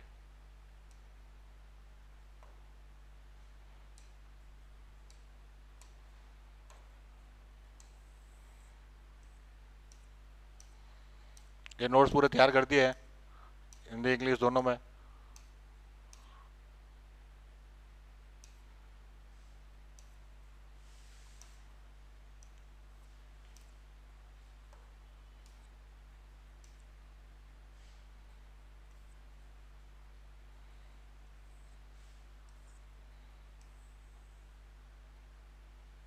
यहां से स्टार्ट करते हैं अपने मूल अधिकार और कर्तव्य। ठीक है, कौन से भाग में ये? भाग 3। कौन से आर्टिकल से कौन से आर्टिकल तक है? 12 से 35 तक, 12 से 35 तक। ठीक है, सबसे पहले भाग 12 के अंदर किसकी बात की गई है? राज्य की। किसकी बात की गई है? राज्य। ठीक है, अब इसके अंदर राज्य में कौन कौन सी चीजें शामिल है? कितने चीजें शामिल है? 4। क्वेश्चन बन सकता है, क्या क्या शामिल है बताओ देखे। एक तो भारत सरकार है और संसद, राज्य सरकार और राज्य विधानमंडल, स्थानीय प्राधिकारी और अन्य प्राधिकारी। एक वर्ड होता है प्राधिकारी, ठीक है, और एक होता है अधिकरण। ठीक है, इसको इंग्लिश में कहते हैं अथॉरिटी, इसको कहेंगे ट्रिब्यूनल। ठीक है, अपन सुनते जैसे जेडीए क्या होता है? जोधपुर विकास प्राधिकरण। ऐसे बहुत सारी चीजें क्या होती है? अथॉरिटी। तो जो अथॉरिटी या प्राधिकरण है ये प्रशासनिक डिपार्टमेंट है। कैसा? एक एडमिनिस्ट्रेटिव डिपार्टमेंट है। ठीक है, तो ये किसका भाग हो जाएगा? आपके कार्यपालिका का। किसका भाग हो गया? ये एग्जीक्यूटिव बॉडी या कार्यपालिका का। और ट्रिब्यूनल या अधिकरण है, ये कैसे है? जुडिशियल डिपार्टमेंट है। कैसे डिपार्टमेंट है? जुडिशियल। जैसे आप देखते हो क्या, ग्रीन आपके ट्रिब्यूनल है, हरित न्याय प्राधिकरण है, अधिकरण है, ये क्या करेंगे? ऐसे स्पेशल, जैसे अपने देखेंगे संविधान संशोधन के अंदर कि ट्रिब्यूनल की स्थापना करने की मान्यता दी गई। तो जो भारत सरकार है ऐसे किसी स्पेशल काम के लिए, किसी स्पेशल विभाग के लिए क्या कर सकती है? किसी अधिकरण की स्थापना कर सकती है, ट्रिब्यूनल्स की स्थापना कर सकती है, ताकि क्या हो? उससे संबंधित मामलों का जल्दी से जल्दी निपटारा हो सके। जैसे अपने ग्रीन हरित ट्रिब्यूनल्स है, वो क्या करेगा? जो भी अपने पर्यावरण से संबंधित मामले सिद्ध की सुनवाई उसमें किस में होती है? उस ट्रिब्यूनल में होती है। तो अधिकरण और प्राधिकरण में अपने को कंफ्यूज नहीं होना। प्राधिकरण कैसा है? एग्जीक्यूटिव यानी एडमिनिस्ट्रेशन का है, और आपके अधिकरण या ट्रिब्यूनल किसका है? जुडिशरी या फिर न्याय का। तो अधिकरण अपने 12 के अंदर राज्य के कितने भाग बताए हैं? 4। पहला कौन सा? केंद्र सरकार और संसद। दूसरा राज्य सरकार और विधानमंडल। तीसरा क्या? स्थानीय प्राधिकारी। और चौथा अन्य प्राधिकारी, मतलब कि अथॉरिटीज। इसके अंदर ट्रिब्यूनल्स और लोअर कोर्ट वगैरह कोई शामिल नहीं है। आगे बात समझ में? अगर यदि पूछा जाए क्वेश्चन के अंदर तो क्या इसके अंदर न्यायपालिका शामिल है, क्या इसके अंदर विधायिका शामिल है, और इसके अंदर कार्यपालिका शामिल है, तो कौन कौन सी चीजें शामिल है? विधायिका तो है, विधायिका तो है, कार्यपालिका है। भारत सरकार का मतलब कार्यपालिका, भारत सरकार का मतलब सारा मंत्रिमंडल, राज्य सरकार का मतलब राज्य का मंत्रिमंडल, मतलब कार्यपालिका और विधायिका दोनों है। इसके अलावा इनके दूसरे जो भी अधिकारी हैं वो सारे के सारे किस में भाग हो जाएंगे? राज्य के भाग हो गए। अनुच्छेद 13 क्या कहता है? कि अगर यदि कोई भी कानून भाग 3 के किसी भी चीज को कम करता है, मतलब मूल अधिकारों में सती करता है या उसको अल्पीकरण करता है, तो क्या होगा? वो कानून असंवैधानिक हो जाएगा। कौन सा क्या हो जाएगा? वो असंवैधानिक हो जाएगा। आज एक क्वेश्चन दिया था मैंने कि सुप्रीम कोर्ट में न्यायिक समीक्षा का जो है मूल स्रोत क्या है? आर्टिकल 13। क्या है? आर्टिकल 13। उस, ठीक है ना? तो इसके अंदर अपने को इसी को याद रखना है, उसमें कोई डाउट वाली बात नहीं। आर्टिकल 13 के अनुसार ही क्या होता है कि कोई कानून मूल अधिकारों का उल्लंघन कर रहा है तो उसके लिए संवैधानिक है या नहीं है, सुप्रीम कोर्ट इसकी क्या कर सकता है? समीक्षा कर सकता है। तो आर्टिकल 12 में राज्य की बात और 13 में क्या कहा गया है? मतलब इसमें संशोधन की बात की गई है। अब स्टार्ट कहां से होते हैं? मूल अधिकार कहां से स्टार्ट होते हैं? कितने अधिकार है बताओ सबसे पहले तो? कौन कौन से? फ्रीडम तीसरा, चौथा, पांचवा, छठा, वो है आपके जुडिशियल अपने रेमेडीज, जुडिशियल रेमेडीज। इतने तरह से क्या हो गए? 6। सबसे पहला कौन सा हो गया? इक्वेलिटी का। कहां से लेकर कहां तक? 14 से लेकर के 18 तक। कहां से? 14 से लेकर के 18 तक। समानता का अधिकार है, किसमें? समानता की बात की गई। तो इसमें पूरा डिटेल में देखेंगे। सबसे पहले आर्टिकल 14 क्या कहता है? जो भी मैंने बताया, विधि के शासन की बात करता है। किसकी बात करता है? विधि के शासन की बात। विधि के शासन और ये दोनों RS मेंस में क्वेश्चन आ चुका है कि विधि के शासन से आप क्या समझते हो? विधि के समक्ष समानता और विधियों का समान संरक्षण से क्या अंतर है? ये दोनों का आपके RS मेंस में आ चुका है। तो बात तो की गई विधि के शासन की, लेकिन इसमें इसके घटक क्या होते हैं? 2। एक तो होता है विधि के समक्ष समानता और दूसरा हो गया विधियों का समान संरक्षण। विधि के समक्ष समानता कहां से लिया गया है? ब्रिटेन से। आडा साहब कह रहे हैं कहां से लिया है? जर्मनी से। कहां से लिया है? जर्मनी से। तो अपने को नोट्स में ऐड कर लेना और डैश करके लिख देना है, तो अपने को कंफ्यूज होना नहीं है। जर्मनी आए तो जर्मनी कर देंगे, ब्रिटेन आए तो ब्रिटेन कर देंगे। ठीक है, इसमें कोई विशेषाधिकार नहीं। ये बेसिकली नेगेटिव विचारधारा है कि सारे लोग क्या कानून के रूप इक्वल है, कोई कानून से ऊपर नहीं है, किसी को कोई विशेषाधिकार नहीं है। ये कैसी अवधारणा है? नकारात्मक। विधि का समान संरक्षण किसकी अवधारणा है? अमेरिका मूल की। इसका मतलब है कि समान परिस्थिति में समान कानून लागू होगा। ठीक है, इसमें कैसा होगा कि जैसे आपको भाई एक बच्चे ने क्या कर दिया है, रोटी चोरी है या चोरी कर ली, ठीक है। एक गुनाह क्या है, जैसे अपराध क्या है, चोरी करना क्या है, अपराध है, ठीक है। तो भाई आप तो ये देखोगे कि क्या चोरी करना अपराध है, चोरी करने के लिए क्या सजा दे दी आपने, 3 साल की सजा है। सपोज कितनी सजा है, 3 साल की सजा है, ठीक है। अब ये चोरी किसकी हो सकती है, रोटी की भी चोरी हो सकती है और किसी और वस्तु की भी चोरी हो सकती है, ठीक है। अब कानून ऐसे तो बता नहीं सकता कि किसकी चोरी करोगे तो सजा मिलेगी, किसकी चोरी करोगे तो सजा नहीं मिलेगी। अब रोटी की भी चोरी अलग अलग तरीके से हो सकती है, ठीक है। क्या पता आपके घर पे 6 क्विंटल गेहूं रखे हैं, उसको चुरा के कोई ले जाए, ठीक है, और वो कोई तस्कर हो इस तरीके से चोरी करे, या फिर कोई भूखे मरते हुए चोरी करे। तो विधि के समक्ष समानता का मतलब कि भाई चोरी चोरी है, चोरी क्या है, चोरी। अगर यदि आपने जिसकी चीज भी चोरी की उसको क्या मिलेगी, सजा। विधि के समान संरक्षण का मतलब है कि आपको क्या देखनी है, परिस्थितियां देखनी है। आपको क्या देखनी है, परिस्थितियां। अगर यदि परिस्थितियां समान है तो समान सजा दोगे, अगर यदि परिस्थितियां समान नहीं है तो उसके साथ में अलग अलग तरीके से क्या करना पड़ेगा, व्यवहार करना पड़ेगा। समान परिस्थितियों में समान विधि का समान अनुप्रयोग होगा, उसका एप्लीकेशन होगा। और ये कैसी अवधारणा है, सकारात्मक। इन दोनों में अंतर पूछा गया था। मतलब विधि के शासन के तहत ये दो बातें आती है। और विधि का शासन क्या कहता है, उसके कौन कौन से घटक हैं, 3। पहला क्या है कि बिना कानून के कोई सजा नहीं मिल सकती। जब तक आपने लॉ का वायलेशन नहीं किया तब तक आपको कोई जो है पनिशमेंट नहीं मिलेगा। कोई भी व्यक्ति विधि से ऊपर नहीं है और देश का सर्वोच्च कानून संविधान है। देश का सर्वोच्च कानून क्या है, संविधान। तो विधि के शासन के 3 बातें कौन कौन सी हो गई, कि जब तक कोई कानून का उल्लंघन नहीं किया तब तक कोई सजा नहीं मिलेगी। इसका मतलब यह है कि आपको हर उल्लंघन के लिए कानून होना जरूरी है। मतलब आपने कोई ऐसा काम कर दिया जिसका कानून की नज़र में किसी तरह का गुनाह नहीं है तो आपको कोई सजा नहीं मिल सकती। कोई भी व्यक्ति कानून से ऊपर नहीं है और सर्वोच्च कानून क्या है, संविधान।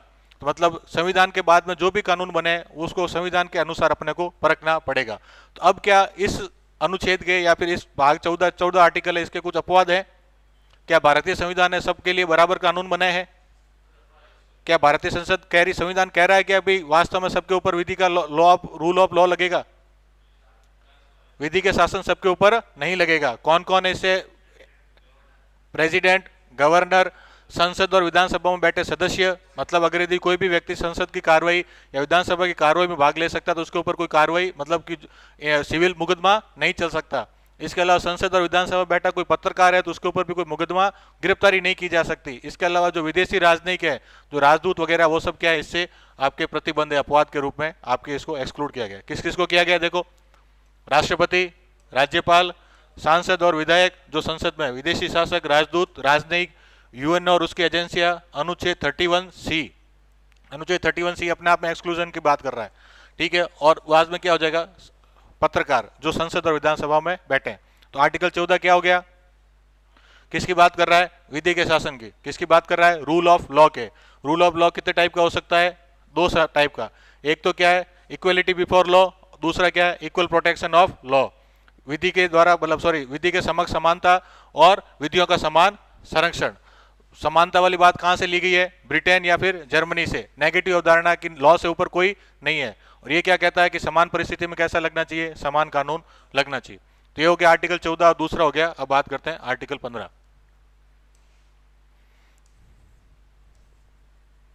अब इसमें याद रखना एज इट इज, किस किस के आधार पर कोई विभेद नहीं होगा?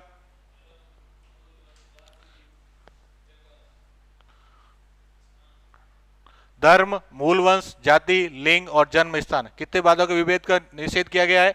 5। कौन कौन से? रिलीजन, मूल वंश यानी race, caste, gender and birth place. 5 स्थानों के आधार पर कोई भेदभाव नहीं होगा। आर्टिकल 15 शैक्षणिक संस्थानों से, रेस रेस ये हो गया, religion, race, caste, gender and birth place. 5 स्थानों के आधार पर किसी तरह का डिस्क्रिमिनेशन जो है उसको ये क्या कर रहा है? प्रोहिबिट कर रहा है, उसका क्या कर रहा है? ये निषेध कर रहा है। अब ये जो बात है वो किसके लिए की गई है? वैसे ही सीधी सी बात है, ये की गई है शैक्षणिक संस्थानों के लिए। किसके लिए की गई है? शैक्षणिक संस्थानों के लिए। तो 15 के कितने भाग हैं? 4। 15(1), 15(2), 15(3) और 15(4). 15(1) और 15(2) में तो क्या है, क्या करना है, और 15(3) और 15(4) में क्या जो इसके अपवाद है वो लिखे गए, ठीक है। 15(1) 15 क्या कह रहा है कि किसी की धर्म, उसका मूल वंश, जाति, लिंग और जन्मस्थान के आधार पर भेदभाव नहीं करोगे। तो 15(3) कहता है कि महिलाओं और जो आपके बच्चे हैं उनके लिए आप अलग कानून बना सकते हो, ठीक है। महिलाओं का जेंडर अलग होता है, ठीक है, लेकिन सामाजिक आधार पर आर्टिकल 15(3) कहता है कि उनके लिए कुछ अलग संरक्षणात्मक विधियां बनाई जा सकती है। ठीक है, इसके अलावा कुछ जो भी जातियां भारत के अंदर क्या है, पिछड़ी हुई जातियां रही है, जो सामाजिक रूप से हमेशा शोषित रही है, जो SC और ST वर्ग है, उनके लिए भी क्या हो सकता है, पिछड़े वर्गों के लिए क्या हो सकता है, आरक्षण का प्रावधान हो सकता है। आर्टिकल 15(3) में किसकी बात की गई है, महिलाओं और बच्चों की। 15(4) में किसकी की गई है, SC ST और OBC की। आर्टिकल 15(2) कहता है कि सार्वजनिक स्थानों पर प्रवेश में किसी तरह का भेदभाव नहीं होगा। ठीक है, सार्वजनिक स्थान कोई भी, जैसे कौन सा हो गया कि आपको कहीं रेलवे स्टेशन जाना है, बस स्टैंड जाना है, हॉस्पिटल जाना है, स्कूल जाना है, संसद जाना है, ठीक है, वहां पर किसी तरह का कोई भेदभाव नहीं होगा। और ये क्या, दूसरी बात क्या है, निजी व्यक्तियों से भी भेदभाव का क्या करता है, ये निषेध करता है। ऐसा नहीं कि आप भी किसी के साथ में भेदभाव कर सकते हो। ठीक है, फिर इसमें 2 संशोधन हुए, 93वां और 103वां। 93वां किसने किया था, मनमोहन सिंह सरकार ने 2005 में। इसमें क्या किया गया, OBC SC ST को शैक्षणिक संस्थानों में आरक्षण दिया था। जो IIT और जो हायर शैक्षणिक संस्थान है, IIT हो गया, एम्स हो गया, मेडिकल कॉलेज हो गया, ठीक है, उन सब में क्या हो गया, SC ST OBC के लिए कुछ सीटें रिजर्व की थी। EWS के लिए आरक्षण नहीं है। ठीक है, और फिर 103वां संशोधन क्या था, EWS को शैक्षणिक संस्थानों के अंदर आरक्षण दिया गया है। कौन से दिया गया था, ये 103 में।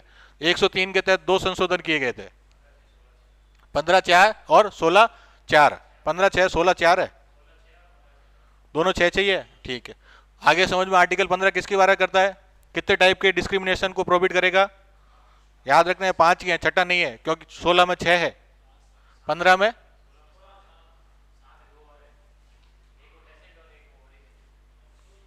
नहीं, मूल वंश और 6 ही है यार,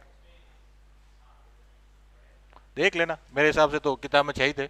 15 में 5 है और 16 में 6 है, तो 15 को 5 से याद करना, 16 को 6 से याद रखना। एक ही चीज स्थान होगी, वो क्या होगा, निवास। यहाँ पर जन्म स्थान है, इसके साथ साथ में निवास भी दिया हुआ है। ठीक है, हेरिडिटी क्या, मूल वंश ही है, यही है, देख लेना एक बार हो। मेरे हिसाब से 6 ही है, और आडा साहब किताब में भी 6 ही लिखे हुए हैं। तो आर्टिकल 15 में 5 के आधार पर किया है। 15(1) में तो क्या गया, कोई निषेध नहीं होगा। 15(b) में क्या लिखा गया, इधर देखो, इधर बातें मत। 15(2) में क्या लिखा गया, सार्वजनिक स्थानों पर भेदभाव नहीं होगा। 15(3) और 15(4) किसकी बात करता है, बच्चों और महिलाओं। 15(4) किसकी, OBC और SC ST। फिर 2 संशोधन, 93वां और 103। कौन कौन सा, 93rd और 103, मतलब 10 संशोधन के बाद में किए गए। 93वां कब हुआ, 2005। 103वां 2019। इसमें तहत किसको दिया गया था, OBC SC ST, और इसके तहत किसको दिया गया था, EWS को दिया गया था। ठीक है, अब बात करते हैं आर्टिकल 16। धर्म, जाति, लिंग, जन्म स्थान, मूल वंश और निवास कितने हो गए, 6। 6 के आधार पर किसी तरह का जो है वो नहीं होगा। क्या, religion, caste, gender, birth place, मूल वंश इन रेस एंड आपके निवास मतलब कि डोमिसाइल, इसके आधार पर किसी तरह का भेदभाव नहीं होगा। ये क्या होता है, जैसे अपने नौकरी के अंदर क्या होता है कि अपन कह सकते हैं कि पात्रता, राजस्थान में कोई वैकेंसी निकली है, तो ये नहीं होगा कि आप कह दो कि वो राजस्थान के लोग इसमें अप्लाई कर सकते हैं। हालांकि निवास संबंधी कुछ शर्तें लगा सकते हैं, जैसे हरियाणा के अंदर होता है कि इतने प्रतिशत जो सीटें हैं वो किसके लिए रहेगी, वहाँ के लोकल हरियाणा वालों के लिए रहेगी। ठीक है, तो ऐसे कुछ इसके साथ में क्या अपवाद है। ठीक है, इसके अंदर कौन कौन से, एक तो रोजगार हेतु आवासीय शर्तें, जैसे मैंने कहा नौकरी के लिए। ठीक है, जैसे नरेगा है, नरेगा एक्ट के अंदर उस गांव सभा के लोग व्यक्ति निवासी होना चाहिए। अब आप यहाँ से उठ करके जाओ किसी गांव में, मुझे नरेगा में रोजगार दो, तो नहीं मिलेगा। दूसरा, पिछड़े वर्गों के लिए आरक्षण का प्रावधान किया जा सकता है। और धार्मिक संस्था में नियुक्ति, जैसे अभी वक्फ बोर्ड है, तो उसके अंदर क्या किया गया था कि वक्फ बोर्ड के अंदर बनेगा, उसके अंदर एक जो है गैर मुस्लिम सदस्य होगा, उसको सुप्रीम कोर्ट ने क्या कर दिया है, रद्द कर दिया है कि उसके अंदर वक्फ बोर्ड के सारे सदस्य क्या होंगे, आपके मुस्लिम संप्रदाय के ही होंगे। ठीक है, तो इसके अंदर धार्मिक संस्था, आरक्षण की शर्त मतलब कि लोकल रोजगार की शर्त, और तीसरा कौन सा था, आरक्षण। ये प्रतिबंध याद रखने अपने को पूछे जा सकते हैं। अब इससे संबंधित 2 महत्वपूर्ण वाद रहे, कोर्ट केस रहे। एक तो कौन सा, इंदिरा साहनी, एक कौन सा, इंदिरा साहनी, और दूसरा मुकेश बनाम उत्तराखंड। मुकेश कौन है,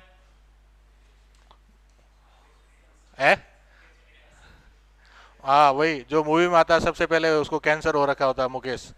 ठीक है, उसने उत्तराखंड सरकार के खिलाफ केस किया था 2020 में। ठीक है, इस केस में सुप्रीम कोर्ट ने कहा कि पदोन्नति में जो आरक्षण है वो आपका मूल अधिकार नहीं है। एक बार नौकरी लग गया, ये तो आपका मूल अधिकार है, वहां आरक्षण देना, लेकिन नहीं, पदोन्नति में मूल अधिकार नहीं है, सरकार की स्वविवेक शक्ति है। तो सरकार चाहेगी तो आपको आरक्षण दे सकती है, अदरवाइज आपका ये फंडामेंटल राइट नहीं है। ठीक है। इसके अलावा इंदिरा साहनी वाद है, ये इंपॉर्टेंट है। इसके अंदर 4-5 बातें जो अभी सभी अपन पढ़ रहे हैं। एक तो क्या है, आरक्षण का लाभ केवल सेवा में प्रवेश हेतु है, न कि पदोन्नति हेतु। हालांकि बाद में पदोन्नति के लिए संविधान में संशोधन किया गया था। जो 50% आरक्षण की लिमिट है वो भी कौन से वाद से आई है, इंदिरा साहनी वाद से। विशेषज्ञता और परम विशेषज्ञता के क्षेत्र में कोई आरक्षण नहीं दिया जाएगा। जैसे अपन देखते हैं दो चीजें, एक तो आर्मी और एक साइंटिफिक जॉब जो होती है उसमें अंदर रिजर्वेशन नहीं होता है। फिर क्रीमी लेयर के गठन के लिए राज्यों को इन्होंने निर्देश दिया, और यदि नियुक्ति केवल एक ही पद की है तो उसमें भी कोई आरक्षण की आवश्यकता नहीं है। तो कौन सा वाद हो गया ये, कौन सा वाद हो गया? साल याद नहीं रखना है, बनाम याद नहीं रखना है। इंदिरा साहनी याद रख लोगे तो बहुत है, इंदिरा साहनी याद हो जाएगा तो बहुत है। इंदिरा साहनी वाद के अंदर क्या कहा गया था? पदोन्नति में आरक्षण की बात नहीं होगी। मैक्सिमम लिमिट कितनी रखी? 50%। क्रीमी लेयर के लिए निर्देश दिए, और जो परम विशिष्ट और विशेषज्ञता की सेवाएं हैं उसके अंदर आरक्षण का प्रावधान नहीं होगा। और ऐसा नहीं है कोई एक ही वैकेंसी आएगी तो उसके अंदर आरक्षण लाने की कोई आवश्यकता नहीं है। ये कौन सी बात हो गया आपके? इंदिरा साहनी। आर्टिकल 16। प्रतिबंध कौन से, अपवाद क्या क्या इसके? 3। कौन कौन से? रोजगार के लिए आवासीय शर्त, पिछड़े लोगों के लिए आरक्षण, और धार्मिक संस्थान। ठीक है, ये ठीक है ना सिस्टम? ऐसे इधर आर्टिकल लिखा हुआ और इधर आपके अपवाद लिखा हुआ है। अब आर्टिकल 17 कौन सा है? अनटचेबिलिटी। आर्टिकल 17 किसका है? अनटचेबिलिटी, इसका कोई अपवाद नहीं है। फिर आर्टिकल 18 क्या है? उपाधियों का अंत। ठीक है, कि मतलब कोई टाइटल्स है उनका क्या होना चाहिए? प्रोविजन होगा। ठीक है, इसमें कौन कौन सी चीजें हैं, कौन कौन सी टाइटल ले सकते हैं भारत के व्यक्ति? नहीं, पद्मश्री की नहीं ले सकते। शिक्षा और सेना, शिक्षा और सेना। ठीक है, इंजीनियरिंग कर रखी है तो इंजीनियर लगा सकते हो। पीएचडी कर रखी है तो डॉक्टर लगा सकते हो। एमबीबीएस कर रखा है तो डॉक्टर लगा सकते हो। ठीक है, प्रोफेसर नाम के आगे लिख सकते हो, व्याख्याता लिख सकते हो, ये सारी पढ़ाई से संबंधित है। सेना के अंदर कोई लिख सकता है कर्नल, मेजर, लेफ्टिनेंट, ब्रिगेडियर, वो पद के आगे लगा सकते हैं। इसके अलावा कोई और तरह के किसी भी तरह के सीए भी अपना नाम पे आगे लिख सकता है, एडवोकेट लिख सकता है, लेकिन इसके अलावा और कोई जो है आप उपाधि नहीं ले सकते हो। आप क्रिकेट में देखते हो sir Don Bradman, sir Garry Sobers, ठीक है, सर विवियन रिचर्ड्स, लेकिन भारत का कोई क्रिकेटर सर की उपाधि नहीं ले सकता है, क्योंकि भारत का संविधान उसकी अलाउ नहीं कर रहा है। उपाधि लेनी है तो आपको क्या करना पड़ता है? किससे परमिशन लेनी पड़ेगी? राष्ट्रपति से। तो जो उसके बाद में क्या हुआ, 1955 के लगभग शायद राष्ट्रीय सम्मान अधिनियम पारित हुआ था। संसद ने राष्ट्रीय सम्मान अधिनियम पारित किया था, उसको लेकर के भी कोर्ट केस हुआ। तो बोला कि राष्ट्रीय सम्मान जो भारत रत्न और पद्म अवार्ड्स मिलते हैं तो क्या ये उपाधियां हैं? सुप्रीम कोर्ट ने कहा ये उपाधियां नहीं है, और कोई भी व्यक्ति इन नामों का उपयोग अपने नाम के साथ में नहीं कर सकता। ठीक है, क्या 1954 में? हाँ, तो कोई भी व्यक्ति जो है अपने नाम के आगे भारत रत्न, आप सचिन तेंदुलकर को भारत रत्न मिला हुआ है तो सचिन तेंदुलकर ही लिखता है, ऐसे नहीं कहा जाता भारत रत्न सचिन तेंदुलकर। अटल बिहारी वाजपेयी, जवाहरलाल नेहरू का नाम भी ऐसे ही लिखा जाएगा, भारत रत्न नहीं लिखा जाएगा। पद्मश्री वाले डॉट होशियारी में नाम के आगे पद्मश्री जल्दी लिखा देते हैं, ज्यादा है। भारत रत्न तो गिने चुने को लिखा हुआ, लेकिन वो अलाउड नहीं है, तो इसमें अपने को कंफ्यूज नहीं होना। तो समता के अधिकार है। हाँ, ये महामंडलेश्वर, श्री श्री, ये तो क्या पदों के नाम ऐसा। ठीक है? करो। ठीक है, अब देखो कौन कौन से समता के अधिकार में कौन कौन से, अरे सो क्या रहे हो, बताओ समता का अधिकार कौन कौन से आर्टिकल आपको ही बोलना है। 14वां क्या है?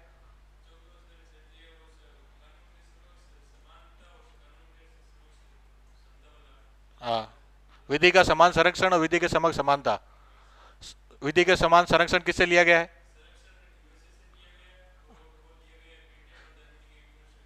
अच्छा, और रूल ऑफ लॉ के अंदर कौन कौन से 3 एलिमेंट थे विधि के शासन? हाँ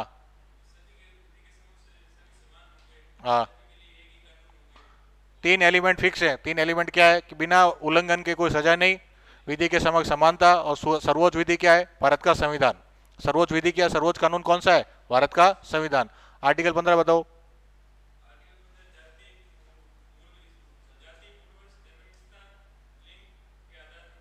5 बातें बताओ मेरे को।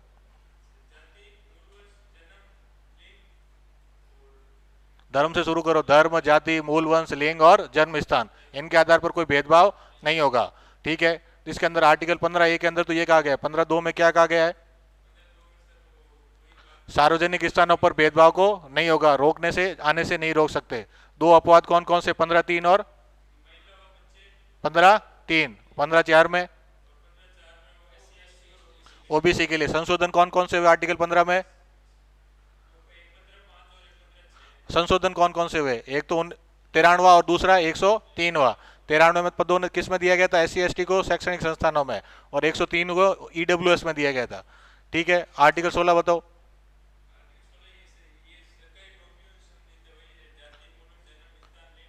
इसमें कौन कौन से दो केस है? एक तो कौन सा था? दूसरा मुकेश, दूसरा मुकेशवाद। मुकेशवाद में क्या गया? पदोन्नति का आरक्षण जो है वो आपका मूल अधिकार नहीं है, सरकार की स्वविवेक शक्ति है, सरकार चाहेगी तो देगी, नहीं तो नहीं देगी। ठीक है, उसके बाद में 17वां, 18वां, उपाधियों के अंत के अंदर किस किस की उपाधि ले सकते हैं? हाँ, ठीक है, तो ये पूरा हो गया कौन सा अपने राइट टू इक्वलिटी। कितने आर्टिकल्स हो गए? 4। 14, 15, 16, 17, कितने हो गए? 4। राइट टू फ्रीडम में कितने आर्टिकल हैं? कहाँ 4?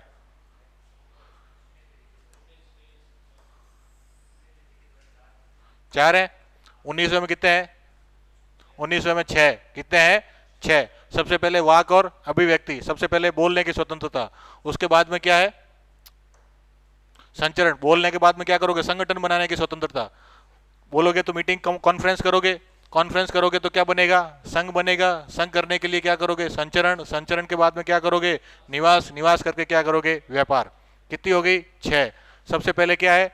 वाक और अभिव्यक्ति, उसके बाद में सम्मेलन, शांतिपूर्ण सम्मेलन करने का अधिकार, उसके बाद में कोई संघ बनाने का अधिकार, फिर अबाध संचरण का अधिकार, उसके बाद में निवास स्थान का, और उसके बाद में व्यापार करने का अधिकार। कितने हो गए?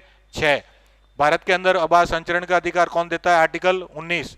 विदेश यात्रा का अधिकार कौन सा देता है? आर्टिकल 21। कौन सा देगा? आर्टिकल 21, वो भी आगे पढ़ेंगे। तो आर्टिकल 19 के अंदर अभी कल कह रहे थे ना, पता नहीं कौन कौन से बात बहुत पता लिए, एग्जाम में पूछे थे, अभी सेकंड ग्रेड में थे, किस में थे? सेकंड ग्रेड के जीके पेपर में थे। तो आर्टिकल 19 के अंदर क्या है? वाक और अभिव्यक्ति की स्वतंत्रता है। अब क्या है कि संविधान के अंदर बहुत ज्यादा डिटेल में इसको लिखा नहीं गया है। सुप्रीम कोर्ट ने बहुत सारी चीजें अपने वर्डिक्ट के अंदर जो है इसका इंटरप्रिटेशन किया कि भाई कौन कौन सी चीजें इसके अंदर शामिल होगी। सबसे पहले विचारों के प्रचार प्रसार की स्वतंत्रता है, विज्ञापन की स्वतंत्रता है कि आप किसी का एडवर्टाइजमेंट कर सकते हो, प्रेस की स्वतंत्रता। ठीक है, ये भी ओरिजिनली नहीं था, किससे जोड़ा गया है? इंडियन एक्सप्रेस वाद से। ये आज क्वेश्चन दिया था मैंने प्रेस की स्वतंत्रता का। ठीक है, किससे लिया गया? ये इंडियन एक्सप्रेस वाद से। फिर जो अपने नोटा का अधिकार है, वोटिंग में मशीन में होता है ना एक नन ऑफ द अबव, ये कौन से जोड़ा गया? People's Union for Civil Liberties. कौन से वाद से जोड़ा गया है? People's Union for Civil Liberties. सबसे पहले नोटा का उपयोग कौन से चुनाव में हुआ था? 2013 के। कौन से चुनाव में हुआ था? 2013 के विधानसभा चुनाव हुए थे उसके अंदर। ठीक है, फिर दूसरा कौन सा? सूचना का अधिकार। सूचना का अधिकार ये भी किसका? People's Union for Civil Liberties वाद है, उसके तहत हुआ। आपको मौन रहने का अधिकार, मैं आपको बुला रहा हूं ना, बोलो, आप कह सकते हो मेरा अधिकार क्या है? मौन रहने का। तो कौन से? इमैनुअल बनाम केरल सरकार। बनाम वाला छोड़ो, इमैनुअल वाद याद रख लोगे तो बहुत है। मौन रखने का अधिकार किसने दिया है? इमैनुअल ने। राष्ट्रीय ध्वज फहराने का अधिकार किसने? नवीन जिंदल। पहले हर कोई व्यक्ति राष्ट्रीय ध्वज नहीं फहरा सकता था। ठीक है, तो ये अधिकार मिला कौन से वाद से? नवीन जिंदल वाद। फिर हड़ताल नहीं करने का, प्रदर्शन वगैरह, ये सारे इसके अंदर है। तो ये 4-5 जो अपने को वाद लिखे हैं वो अपने को याद होने चाहिए। प्रेस का तो इंडियन एक्सप्रेस याद हो जाएगा। नोटा और सूचना का अधिकार क्या? पीपल्स यूनियन से याद हो जाएगा। मौन रहने का इमानुअल, और फिर राष्ट्रीय ध्वज का नवीन जिंदल। राष्ट्रीय ध्वज का नवीन जिंदल वाद। तो ये सारे क्या हो जाएंगे? आर्टिकल। वो तो प्राण और दैहिक स्वतंत्रता में। फोन टैपिंग के विरुद्ध अधिकार है वो, प्राण और दैहिक स्वतंत्र, आर्टिकल 21 में। ठीक है, ये तो वाक और अभिव्यक्ति की है। किसमें? 19 में क्या? 19 में? अच्छा, फोन टैपिंग के विरुद्ध, अच्छा, वार्तालाप करने का अधिकार है, बंद के विरुद्ध अधिकार। टैपिंग नहीं करनी है, उल्टी पुल्टी बातें नहीं, टैपिंग। सरकार टैप कर लेती फोन। ठीक है, अशोक गहलोत के समय क्या कर दिया था? अशोक गहलोत ने सारे एमएलए और मंत्रियों का फोन टैप कर लिया था। उसके खिलाफ क्या हुआ था? मुद्दा हुआ था कि जैसे गजेंद्र सिंह शेखावत का फोन टैप कर लिया था, इसने अशोक गहलोत के खिलाफ मुकदमा कर दिया था कि मेरी फोन की क्या कर रहे हैं? टैपिंग कर रहे हैं। तो आप किसी का फोन जो वो टैप नहीं कर सकते बिना उसकी परमिशन के। ठीक है, किसमें? वो अलग केस होगा ना, जैसे कोई कानून बनेगा कि भाई ऐसा कोई कानून बनेगा, उसमें कहेंगे जैसे इस कानून के अंदर जैसे सबसे पहले आएगा प्रिवेंटिव डिटेक्शन। प्रिवेंटिव डिटेक्शन है जहां लगता है कि आप कोई हिंसा कर सकते हो, तो उसके लिए आपको सरकार कहेगी प्रिवेंटिव, इस एक्ट के तहत इनका फोन टैपिंग की गई। ठीक है, भ्रष्टाचार के जो मुद्दे होते हैं उसमें अधिकतर लोगों की फोन टैपिंग की जाती है और उसको एज एविडेंस जो है वो कोर्ट में प्रस्तुत किया जाता है कि इन्होंने इस व्यक्ति से ऐसे बातचीत की। वो तो आर्टिकल 21 में आएगा। इंटरनेट का अधिकार वो है ना, वो अभी आप देखोगे, बताऊंगा मैं आपको। शिक्षा का अधिकार है कि आप किसी व्यक्ति का इंटरनेट बंद नहीं कर सकते। ठीक है, तो वाक और अभिव्यक्ति में क्या क्या प्रतिबंध है ये भी अपने को सारे याद होने चाहिए। टोटल 7 प्रतिबंध है। कौन कौन से? संप्रभुता और अखंडता, दूसरा राज्य की सुरक्षा, विदेशों से मित्रता, तो ये तीनों तो क्या हो गए, सुरक्षा संबंधित। फिर सार्वजनिक व्यवस्था, मैंने अभी बताया। नैतिकता, न्यायालय की अवमानना, मानहानि और अपराध में संलग्न। कितने हो गए? 7। टोटल कितने हो गए? 7। अभी थोड़ा सा नाम चेंज करके भी आ सकता है। भाई अपराध के अंदर कोई मिला हुआ है तो उसको वाक और अभिव्यक्ति की स्वतंत्रता नहीं होगी। मानहानि कर रहे हो, ऐसा नहीं कि आप किसी के ऊपर गाली गलौज कर रहे हो। ये क्वेश्चन मैंने आज आपको दिया था। कौन सा दिया था? अपमानित होने का अधिकार। हाँ, वही उद्दीपन लिखो चाहे संलग्नता कहो, एक ही बात है। मतलब इन्वॉल्व हो अपराध के अंदर। उकसाना, उकसाना, खुद को किसी को शामिल करना वगैरह, ये सारे के अंदर, इसके अंदर आ जाएगा। फिर क्या? मानहानि, न्यायालय की अवमानना, नैतिकता, सार्वजनिक व्यवस्था, विदेशों से मित्रता, राज्य की सुरक्षा, संप्रभुता और अखंडता। ये सारे पहले नहीं थे। अखंडता सबसे पहले किससे जोड़ा गया? आपके 13वें संविधान संशोधन से। और पहले संविधान संशोधन से कौन कौन से चीजें डाली गई थी? विदेशों से मित्रता, सार्वजनिक व्यवस्था और अपराध में संलग्नता। ठीक है, पहले से कौन कौन सी चीजें डाली गई थी? पहले संविधान संशोधन से कौन कौन सी चीजें डाली गई थी? विदेशों से मित्रता, सार्वजनिक व्यवस्था, अपराध में संलग्नता। और 16वें संशोधन द्वारा क्या डाला गया था? आपके अखंडता वाला शब्द डाला गया था। अखंडता वाला शब्द किस कौन से डाला? जहां जहां पर भी जो ये, जैसे इसके अंदर संप्रभुता और अखंडता आ रहा है, इसमें भी आ रहा, तो ये सब में कौन से डाला गया था? 16वां संविधान संशोधन कब किया गया था? 1963। ठीक है, कब? भारत चाइना वॉर के जस्ट बाद। ठीक है, इंडो चाइना वॉर के बाद में जो संशोधन हुआ था उसमें अखंडता वर्ड डाला था। तो ये तो हो गया 19A। 19B किसका है? शांतिपूर्ण सम्मेलन का। उसमें आप कोई हथियार नहीं ले जा सकते, कोई हड़ताल नहीं कर सकते और सार्वजनिक भूमि पर ही करना होगा। ऐसा नहीं किसी व्यक्ति के प्लॉट पर जाकर के कहोगे हमें क्या करनी है, मीटिंग करनी है, तो आप उसके प्राइवेट प्रॉपर्टी पर नहीं कर सकते हो। इसके लिए भी आपको परमिशन लेनी पड़ती है, क्योंकि इसमें क्या लिखा गया है? सार्वजनिक व्यवस्था। आप रोड के बीचों बीच बैठ जाओगे कि क्या करना है, मुझे सम्मेलन करना है, तो आप नहीं कर सकते हो, क्योंकि सार्वजनिक व्यवस्था है। पब्लिक ऑर्डर क्या होता है? इससे डिस्टर्ब होता है। सम्मेलन के बाद क्या करोगे? संगठन बनाओगे। उसमें कौन कौन से संगठन बन सकते हैं? राजनीतिक, धार्मिक, सामाजिक और आर्थिक, 4 तरह के संगठन आप बना सकते हो। इसमें न बनाने का भी अधिकार है। ऐसा नहीं कि आपको कोई व्यक्ति आकर के कहे जबरदस्ती कि हमारी यूनियन ज्वाइन करो, मतलब आपके पास में अधिकार है उसको मना करने का भी। इस पर भी प्रतिबंध किसके आधार पर लगा सकते हैं? अपने आम जनता के हित में और आदिवासियों के हितों की सुरक्षा के लिए। तो उसमें देखो 3 थे। इसमें कौन कौन से? आम जनता के हित और आदिवासियों की सुरक्षा। इसके अलावा सुप्रीम कोर्ट ने 2 और कौन कौन से जोड़े? स्वास्थ्य और सार्वजनिक हित। कौन कौन से जोड़े? स्वास्थ्य और सार्वजनिक हित। ये किसके द्वारा जोड़े गए? सुप्रीम कोर्ट के द्वारा। डिटेल में इसलिए बता रहा हूँ क्योंकि डिटेल में क्वेश्चन आते हैं फंडामेंटल राइट्स में। ठीक है, कि सुप्रीम कोर्ट ने इसमें से कौन कौन सी रोक लगाई, कौन कौन से प्रतिबंध इसमें लगे हुए हैं। अब ये प्रतिबंध सुप्रीम आर्टिकल में ऐसे नहीं लिखा हुआ है कि ये प्रतिबंध लगा रहे हैं। आर्टिकल में तो इसका सब पूरा क्लासिफिकेशन लिखा गया है कि भाई आवास संचरण कर सकते हैं। ठीक है, इसके साथ में जनता के हित में नहीं होना चाहिए, ये आदिवासियों के हितों की अपने को क्या करनी है? सुरक्षा करनी है। फिर सुप्रीम कोर्ट ने 2 का, एक तो स्वास्थ्य और दूसरा सार्वजनिक हित। ठीक वैसे ही आपको क्या है? भारत के अंदर कहीं पे भी रहने की स्वतंत्रता है। तो इसमें 2 तो क्या हो गया? एक तो आम जनता का हित प्रभावित नहीं होना चाहिए, दूसरा आप किसी आदिवासी क्षेत्र में नहीं रह सकते। सुप्रीम कोर्ट ने क्या रोका गया? कि वैश्यावृत्ति नहीं कर सकते, और कोई आदतन अपराधी है, आप बार बार कहीं जाकर के क्राइम कर रहे हो, जैसे उसमें क्या होता है, न्यायालय खुद कह देता है कि आपको क्या करना है, तड़ी पार की सजा देनी है। तो आप कोई कह सकते हो हैबिचुअल ऑफेंडर हो, तो वो भी इसके लिए सुप्रीम कोर्ट के द्वारा जोड़ा गया है। 19F क्या है? व्यापार की स्वतंत्रता। आप कोई भी पेशा अपना सकते हो, कोई भी व्यवसाय व्यापार कर सकते हो, और राज्य के लिए क्या कर सकता है? ये इसमें लिखा गया कि वो योग्यता निर्धारित कर सकता है। अब आपने जो MBBS करी नहीं और आप कह रहे हो मैं तो क्या करूंगा, लोगों का ट्रीटमेंट करूंगा, तो आप नहीं कर सकते। उसके लिए क्या होगा? आपको एक मतलब कि MBBS करनी पड़ेगी भारत में किसी मान्यता प्राप्त किसी कॉलेज या यूनिवर्सिटी से, तभी आप जो है वो मेडिकल प्रैक्टिस कर सकते हो। इसमें भी क्या क्या प्रतिबंध है? आम जनता का हित, अवैध और अनैतिक कार्य और महिला और बच्चों का दुरुपयोग, ये व्यापार आप नहीं कर सकते। ठीक है, तो अब बताओ 19 के कौन कौन से भाग थे और सबके क्या क्या अपवाद है? कितने भाग थे? 6। पहला कौन सा था? वाक और अभिव्यक्ति। दूसरा सम्मेलन। तीसरा संघ। चौथा संचरण। 5वां निवास। 6ठा व्यापार। ठीक है, तो इसके अंदर सबसे पहले बात करते हैं किसकी? 19(1) वाक और अभिव्यक्ति, कौन कौन से वाद हुए थे उसके अंदर? सबसे पहला तो प्रेस का अधिकार, प्रेस की स्वतंत्रता किससे मिला था? इंडियन एक्सप्रेस वाद। नोटा का अधिकार किससे मिला था? पीपुल्स यूनियन से। ठीक है, इसके बाद में आपको सूचना का अधिकार भी किससे मिला था? पीपुल्स यूनियन से। मौन रहने का अधिकार किसने दिया आपको? इमैनुअल वाद ने। किसने दिया? इमैनुअल वाद ने। तो ये सारे कौन कौन से हो गए वाद? किस किस आधार पर रोक लगा सकते हैं? कितने आधार थे? 7। सबसे पहला क्या था? एकता और अखंडता, राज्य की सुरक्षा, मित्र राज्यों से संबंध। ठीक है, उसके बाद में और कौन कौन से थे? सार्वजनिक व्यवस्था। ठीक है, फिर बोलो बोलो।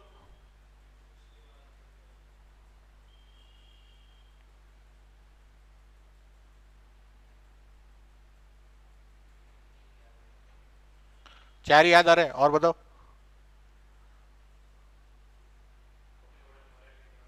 मॉरलिटी इसमें नहीं था, मॉरलिटी इसमें नहीं है। मानहानि और न्यायालय की मॉरलिटी है ना आज? मॉरलिटी न्यायालय की अवमानना और मानहानि।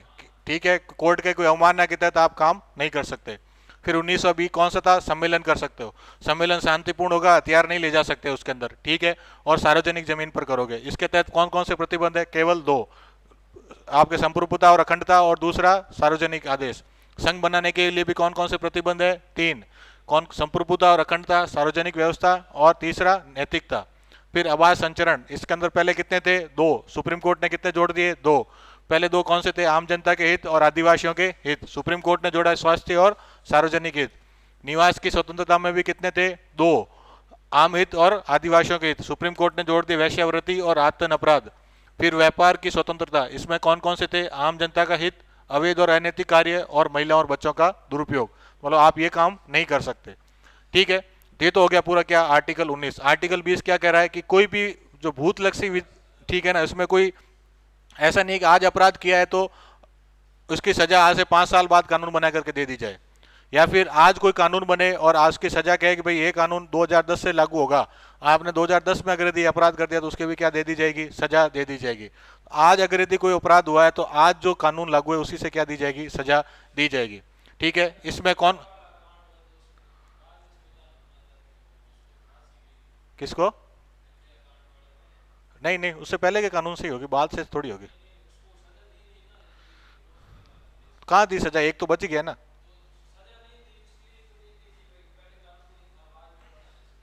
ठीक, क्या नाबालिग ही बचा था वो तो, बाकी तो कानून तो थे। ये तो क्या और ज्यादा स्ट्रिक्टनेस करते हैं कि भाई आगे से कोई अगर यदि ऐसा कोई कांड होगा तो उसके लिए ये कानून लागू होगा। तो निर्भया वाला में पुराने कानून, इसमें क्या क्या?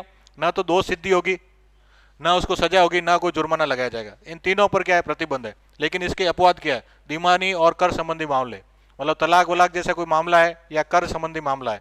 अगर यदि सरकार के कि 2010 में आपने टैक्स नहीं दिया, आज कानून बनाएंगे और 2010 से लेकर आज तक का सारे टैक्स की वसूली करेंगे, तो कर सकती है। मुकदमों की अनुमति दी जा सकती है। और तीसरा क्या? निवारक निषोध, जो भी पढ़ेंगे, प्रिवेंटिव डिटेंशन, और व्यक्तियों से सुरक्षा की मांग करना। तो इसमें 4 तरह के क्या है? अपवाद। पहला तो क्या? दीवानी और कर संबंधी मामले। दूसरा क्या है? Preventive detection. तीसरा, न्यायालय से अनुमति मांग सकते हैं। और चौथा क्या हो जाएगा? किसी से सुरक्षा की मांग करना। भाई कोई कह रहा है मुझे इससे खतरा है, तो उसके लिए भी क्या आप भूत लक्षी इसी तरीके से कोई काम कर सकते हो। तो 4 क्या हो जाएंगे इसमें। फिर क्या हो गया? किसी को दोहरी सती नहीं, तो एक एक जुर्म की एक ही सजा मिलेगी, डबल सजा नहीं मिल सकती। इसका अपवाद भी क्या है? व्यक्ति पर विभागीय कार्रवाई हो सकती है। कैसे हो सकती है? जैसे किसी ने घोटाला किया, गबन किया, भ्रष्टाचार किया है, कोर्ट ने उसको 5 साल की सजा दी है, और उसका डिपार्टमेंट क्या करेगा? उसको निलंबित कर देगा। ठीक है, तो कोई विभागीय कार्रवाई उसके खिलाफ हो सकती है। आर्टिकल 20C क्या कह रहा है? स्वयं के विरुद्ध साक्षी बनने के लिए बाध्य नहीं कर सकता। मतलब ऐसा नहीं कह सकता कोई भी पुलिस या कोई भी कोर्ट की आप खुद के खिलाफ गवाही दो। लेकिन इसके लिए भी क्या करना है? भौतिक वस्तु का प्रकटीकरण, कि आपका फोन मांग सकते हैं, आपके फिंगरप्रिंट मांग सकते हैं, आपके पास में कोई बंदूक हथियार है तो उसको भी मांग सकते हैं। अंगूठा हस्ताक्षर, रक्त सैंपल, शरीर का प्रकटीकरण, मतलब आपको सम्मन देकर के कहा जा सकता है कि कोर्ट में क्या हो? हाजिर होइए। और सिविल कार्रवाई कोई हो सकती है। सिविल मामला, दीवानी मामला का मतलब तलाक, वसीयत जैसा कोई मामला होता है। तो ये क्या हो गया? आर्टिकल पूरा 20। इसके कितने भाग थे? आर्टिकल 20 के कितने भाग हैं? 3। सबसे पहला क्या है? बूथ लग से विदित नहीं, कोई पोस्ट फैक्टो जो है वो लॉ नहीं होगा। मतलब आज कोई आपने गुनाह किया तो सजा आज के कानून से मिलेगी। दूसरा, नो डबल जूरी पार्टी, मतलब कि कोई दोहरी सती नहीं होगी। और तीसरा क्या है? कि स्वयं के खिलाफ आप साक्ष्य बन नहीं सकते। 20A का क्या अपवाद है आपके भूत लक्षी कर संबंधी, 20A के क्या क्या कर संबंधी और दीवानी मामले। फिर कोई कोर्ट के द्वारा आदेश दिया गया है, किसी के आपको क्या मांग रहा है, वो सुरक्षा मांग रहे हो, और मुकदमों की अनुमति और निवारक निषेध। दोहरी सती, विभागीय कार्रवाई हो सकती है, प्रकृति वस्तु का प्रकटन वगैरह, ये सब इसमें आ गया। फिर आगे आपके क्या आर्टिकल 21 प्राण और देह स्वतंत्रता। अब इसमें बहुत सारे हैं। विदेश जाने का अधिकार, विदेश जाने का अधिकार, बोलो बोलो, मेनका गांधीवाद क्या था? बेसिकली क्या है, विदेश जाने के लिए क्या चाहिए आपको? अमेरिका चाहिए तो पासपोर्ट वीजा चलो मिल गया, फिर क्या चाहिए? डॉलर। भाई कहीं जाओगे तो पैसा खर्च करोगे, डॉलर चाहिए। और डॉलर कहाँ मिलेंगे? अमेरिका में। भारत सरकार के पास में मेनका गांधी गई कि मुझे कहाँ जाना है, अमेरिका जाना है, ये पकड़ो 20 लाख रुपए और मुझे इसके बदले में क्या दो? डॉलर। भारत सरकार ने कहा दिया हमारे पास में क्या है? डॉलर नहीं, आप अमेरिका नहीं जा सकते। तो मेनका गांधी कहाँ गई? कोर्ट में। कहा कि भाई मुझे बाहर जाना का क्या अधिकार है? तो कोर्ट ने जो है क्या कहते हैं, natural law, principle of natural law के आधार पर जो है इसका वर्डिक्ट दिया कि किसी भी व्यक्ति को आप बाहर विदेश जाने से नहीं रोक सकते। डॉलर कमाना भारत सरकार का काम है, नागरिकों का काम नहीं है। तो भारत सरकार को पर्याप्त डॉलर की व्यवस्था करनी चाहिए। तो कौन सा वाद हो गया था? ये मेनका गांधीवाद। तीव्र गति से विचरण का अधिकार, हुस्न आरा बेगम। तीव्र गति से विचरण, आप एक दिन यहाँ जोधपुर, अगले दिन बीकानेर, कहीं भी जाओ, फ्लाइट से जाओ, ट्रेन से जाओ, तो पता नहीं कैसे है एग्जैक्टली नहीं पता, लेकिन किताब में लिखा था। तो तीव्र गति से क्या, हुस्न आरे के जैसा होगा तो क्या करोगे आप? तीव्र गति से, मतलब दुबला पतला आदमी होगा तभी तो तेजी से दौड़ेगा, तो तीव्र गति से विचरण करोगे। शिक्षा का अधिकार, मोहिनी जैनवाद। शिक्षा का अधिकार कौन सा? मोहिनी जैनवाद। स्वास्थ्य और चिकित्सा सहायता, परमानंद कटारा। स्वास्थ्य और चिकित्सा, जब स्वास्थ्य और चिकित्सा मिलेगी तो परमानंद मिलेगा, ठीक है। और कटारा जैसे काम नहीं करोगे तो कौन सा हो गया? स्वास्थ्य और चिकित्सा वाला वाद कौन सा? परमानंद कटारा। निःशुल्क खाद्य सामग्री, पीयूसीएल वाद। निःशुल्क खाद्य सामग्री कौन सा? पीयूसीएल वाद। धूम्रपान का निषेध, मुरली देवड़ा। मुरली बजाओगे तो सिगरेट नहीं पियोगे, तो धूम्रपान निषेध का मतलब मुरली देवड़ा। प्रदूषण मुक्त का कौन सा? सुभाष कुमार। स्वच्छ पर्यावरण का अधिकार, MC मेहता। लैंगिक उत्पीड़न का निषेध, विशाखावाद, जो राजस्थान सरकार के खिलाफ था। यौन स्वायत्ता का अधिकार, नवतेज सिंह जौहरवाद, जो कि अभी रिसेंटली है। और देव स्थानों में लैंगिक भेदभाव के विरुद्ध अधिकार, सबरीमालावाद। तो ये सारे क्या आपने को वाद विवाद याद रखने हैं, ठीक है। तो वापिस बताओ, विदेश जाने का, त्वरित संचरण का, हुस्न आरा। शिक्षा का अधिकार, मोहनी जैन। स्वास्थ्य चिकित्सा, परमानंद कटारा। निःशुल्क खाद्य, PUCL। धूम्रपान, मुरली देवड़ा। प्रदूषित मुक्त जल और वायु का, सुभाष कुमार। स्वच्छ पर्यावरण, MC मेहता। लैंगिक उत्पीड़न, विशाखा। यौन स्वायत्ता का, नवतेज सिंह जौहर। देव स्थानों में लैंगिक भेदभाव के विरुद्ध, सबरीमालावाद। तो ये सारे क्या है? प्राण और देह स्वतंत्रता, ठीक है।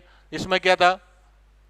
AK गोपालन केस में ये कहा गया था कि प्राण और देह स्वतंत्रता है, ये हम इसके तहत किसी संसद को बाधित नहीं करेंगे, ठीक है। हम इसके तहत किसी कार्यपालिका को बाधित कर सकते हैं कि अगर यदि किसी कानून का दुरुपयोग हो रहा है, कार्यपालिका गलत तरीके से काम कर रही है, तो उसके खिलाफ कार्रवाई की जा सकती है, लेकिन हम संसद को नहीं कहेंगे कि आप इस तरीके का कानून मत बनाओ। ये किसमें कहा गया था? गोपालन। तो इसका मतलब क्या है? केवल कार्यपालिका की मनमानी कार्रवाई के खिलाफ जो है ये कानून था। लेकिन फिर मेनका गांधीवाद में क्या कहा गया? ये किस किस के खिलाफ है? कार्यपालिका और विधायिका दोनों के खिलाफ है। अगर यदि प्राण और देह स्वतंत्रता बाधित होने का कोई कानून विधायिका बना रही है तो उसको भी क्या करना? अपने को रोकना पड़ेगा, ठीक है। तो ये सारे हो गए अपने, फांसी के विरुद्ध हो गया, हथकड़ी के विरुद्ध, एकांतवास वगैरह, ये सारे के सारे इसमें हो गया। इसमें नवतेज सिंह जौहरवाद आया हुआ एग्जाम में, मुझे याद है। मोहनी जैनवाद भी एग्जाम में आया हुआ है, ठीक है। तो बाकी भी आ सकते हैं। शिक्षा का अधिकार कौन से संशोधन से जोड़ा गया? 86वां, 2002 में अटल बिहारी वाजपेयी की सरकार। कितने साल से कितने साल के लिए? 6 से 14 साल। इसके लिए कौन सा वाद था? फ़हीमा सरीन। कौन सा वाद था? फ़हीमा सरीन। इसके तहत क्या कहा गया? इंटरनेट का उपयोग एकांतता का अधिकार और शिक्षा का अधिकार का भाग है, ठीक है। तो आपका अगर यदि कोई कहे पापा की नेट का रिचार्ज नहीं हो रहा है और आप 14 साल से छोटे हो, तो आप कह सकते हो मेरी शिक्षा का अधिकार क्या हो रहा है? बाधित हो रहा है।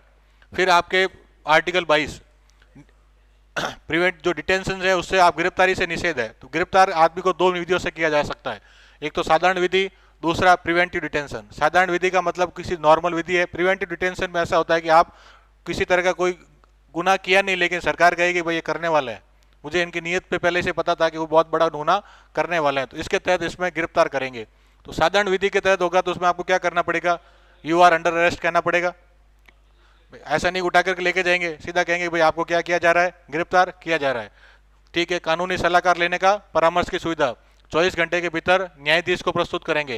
यदि न्यायाधीश ने आगे की हिरासत का आदेश नहीं देता तो 24 घंटे के भीतर आपको क्या करना पड़ेगा, रिहा करना पड़ेगा। अब इसमें ये कानून किस किस के लिए नहीं है, विदेशी, प्रिवेंटिव डिटेंशन, न्यायालय का आदेश, कोई आयकर या फिर कोई सिविल आपके नागरिक गिरफ्तारी है तो वो भी इसके अंदर शामिल नहीं होगी। अब तो प्रिवेंटिव डिटेंशन क्या होता है? प्रिवेंटिव डिटेंशन का मतलब निकल रहे हो? ठीक है, प्रिवेंटिव डिटेंशन का मतलब यह है कि किसी को कोई गुनाह किया नहीं है, मतलब कि कोई बहुत बड़ा ऑफेंस है, सरकार ने क्या कर रखे हैं, सरकार बेसिकली कानून बनाती है, जैसे इस भारतीय दंड संहिता है, चाहे जो भी हर तरीके का कानून हो गया, जैसे किसी का हत्या के खिलाफ हो गया, रेप के खिलाफ हो गया, बाल मजदूरी हो गया, दहेज के खिलाफ हो गया, ये सारे के सारे कानून है। कुछ मतलब नॉर्मल विधियाँ खूब सारी बनती है, आपकी क्रिमिनल विधियाँ, इसके अलावा कुछ स्पेशल विधि होती है, उसको सरकार नोटिफाई करती है कि वो प्रिवेंटिव डिटेंशन के लिए। उसका मतलब ये है कि ये सारी शर्तें लागू नहीं हो रही उसके ऊपर, उस व्यक्ति को बिना सूचना दिए गिरफ्तार कर सकते हो, उस व्यक्ति को कानूनी सलाहकार लेने की कोई छूट नहीं होगी, 24 घंटे के भीतर उसको मजिस्ट्रेट के सामने भी पेश नहीं करोगे, और मजिस्ट्रेट ने भी कहने का दे दिया तो उसको 24 घंटे के भीतर छोड़ोगे नहीं। तो ऐसे कुछ कानून संसद ने बना करके नोटिफाई कर रखे हैं कि ये सारे क्या है, आपके प्रिवेंटिव डिटेंशन में आते हैं। इसके अंदर क्या है, कितने समय तक रख सकते हैं, अधिकतम हिरासत 3 महीने तक।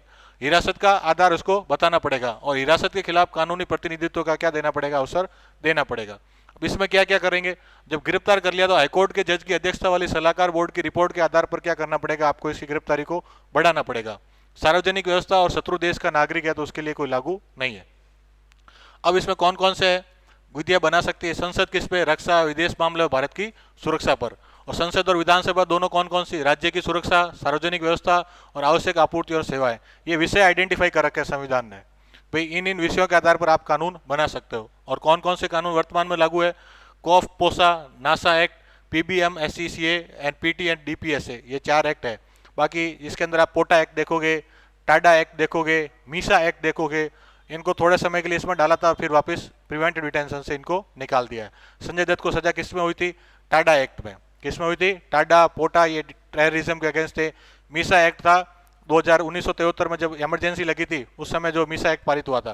तो आप जैसे ही देखते हो कि जो इमरजेंसी के समय कैदी हुए थे उन सबको मीसा एक्ट के तहत कैद किया था, तो उनको सबको क्या कहते हैं, मीसा बंदी।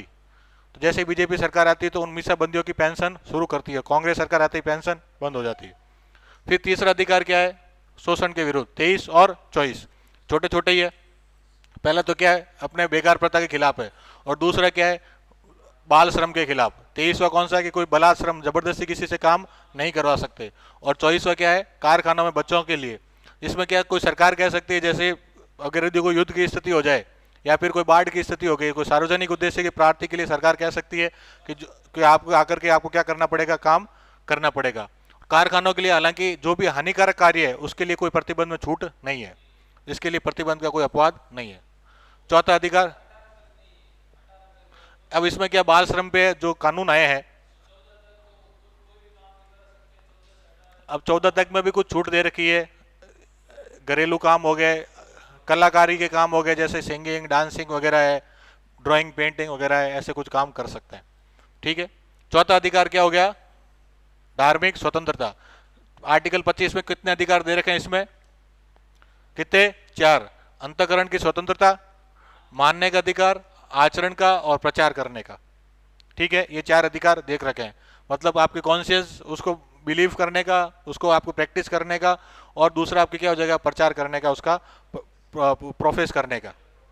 ठीक है, तो ये सारे किस में हो जाएंगे, आर्टिकल 35। इसमें प्रतिबंध कौन कौन से हैं, सार्वजनिक व्यवस्था, नैतिकता, स्वास्थ्य और मौलिक अधिकारों का उल्लंघन।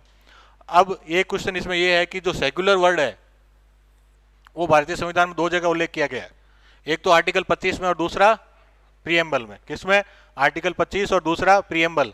सेक्युलर वर्ड इंग्लिश में तो एज इट इज है, हिंदी में यहाँ पर क्या लिखा गया है, लौकिक। क्या लिखा गया है, लौकिक, और वहां उसका क्या लिखा गया है, पंथ निरपेक्ष शब्द लिखा गया है।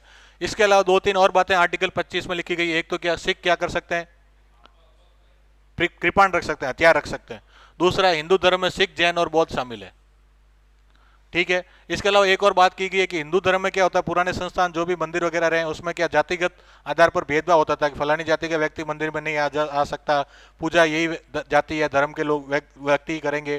तो उस तरीके के लिए क्या है कि हिंदू धर्मों को सरकार मतलब कि संविधान ने छूट दी है कि सभी वर्गों के लिए खोल सकती है। ठीक है, तो जन कल्याण के लिए हिंदू संस्थान को भी सभी वर्गों के लिए खोला जा सकता है। आर्टिकल 25 तो कैसा है, व्यक्तिगत अधिकार, और आर्टिकल 26 है संप्रदायों का अधिकार। जैसे धर्म का संप्रदाय है, उसका अधिकार कौन सा है, आर्टिकल 26। धार्मिक मामलों का प्रतिबंध करने की स्वतंत्रता है, आप उसका प्रबंधन कर सकते हो, संस्थान स्थापित कर सकते हो, और स्वामी कोई भी संपत्ति को भी खरीद सकते हो। ये कौन सा, आर्टिकल 26। तो 25 और 26 में क्या फर्क है मेन? आर्टिकल 25 तो व्यक्तियों को धर्म मानने की बात कर रहा है, और आर्टिकल 26 धार्मिक धर्मों के संप्रदायों के बारे में बात कर रहा है। इसमें भी वो सेम ही है, सार्वजनिक व्यवस्था, नैतिकता और स्वास्थ्य के आधार पर प्रतिबंध लग सकता है। 27वां कौन सा, धर्म की वृद्धि पर करों पर संग्रहण। ऐसा भारत सरकार नहीं कह सकती कि हम हिंदू धर्म को बढ़ाने के लिए टैक्स ले रहे हैं, ठीक है, तो इस टाइप का कोई टैक्स नहीं ले सकती। नहीं, टैक्स की मनी, जो टैक्स कलेक्ट किया गया है उसका उपयोग किसी एक धर्म की वृद्धि के लिए कर सकती है, ठीक है। इसमें शुल्क जरूर ले सकती है, किसी तरह की फीस जो है वो ली जा सकती है। भाई आप अगर यदि किसी मंदिर में जाना चाहते हो तो कोई टैक्स देना है, किस तरह का कोई फीस जो ले सकती है। 28वां, धार्मिक शिक्षा में भाग लेने की स्वतंत्रता। इसमें यह है कि अगर यदि कोई सरकारी संस्थान है, सरकार के पैसे से बनी गई है, सरकार के द्वारा ही चलाई जा रही है, उसमें किसी भी व्यक्ति को आप धार्मिक शिक्षा में शामिल होने के लिए बाध्य नहीं कर सकते, मतलब उसके कोर्स में कोई धार्मिक शिक्षा नहीं डाल सकते, ठीक है। इसके तहत जो प्रशासित, लेकिन इसमें 4 तरह की बताया गया। जैसे मदरसा है, मदरसे में क्या होता है, वो फंडिंग तो सरकार होती है। अब देखो 4 तरह की, एक तो क्या हो गया, पूरी तरीके से सरकारी, सरकारी का मतलब पैसा भी सरकार दे रही है और चला भी सरकार रही है। दूसरा वो जिसमें पैसा सरकार दे रही है, चला रहे धर्म के लोग। तीसरा वो पैसा धर्म का लोग दे रहे हैं, चला सरकार रही है। और चौथा कौन सा हो गया, राज्य के मान्यता प्राप्त या दूसरी स्कूल है। तो जो पहली तरह के स्कूल है उसमें धार्मिक शिक्षा नहीं दे सकते आप, मतलब बाध्य नहीं कर सकते, बाकी सब में कर सकते हो, ठीक है। जैसे मदरसे हैं, मदरसों में क्या सरकार पैसा दे रही है, लेकिन चलाते कौन है, वक्फ बोर्ड या मुस्लिम कम्युनिटी के लोग चलाते हैं, तो उसमें धार्मिक शिक्षा दी जाती है। फिर जैसे ऐसे जोधपुर के अंदर मेस स्कूल है, इसका एडमिनिस्ट्रेशन सरकार के पास में, लेकिन पैसा जो माली शिक्षण संस्थान के द्वारा दिया गया है, मतलब पैसा कोई ट्रस्ट दे रहा है, चला सरकार रही है। तो ऐसे स्कूलों में भी कोई धार्मिक शिक्षा दी जा सकती है। और चौथा, कोई प्राइवेट स्कूल है उसके अंदर भी दी जा सकती है। तो ये भी पूछा जा सकता है कि आर्टिकल 28 में शैक्षणिक संस्थानों कितने तरह के वर्गीकरण है, 4। प्राइवेट स्कूल में नहीं, नहीं, केवल इसी में नहीं कर सकते बाध्य, तो राज्य निधि से पूर्णतः संचालित प्राइवेट स्कूल में क्यों जाएगा। मदरसों में आप पढ़ने जाओ, कह दो कि वहां कुरान मत पढ़ो।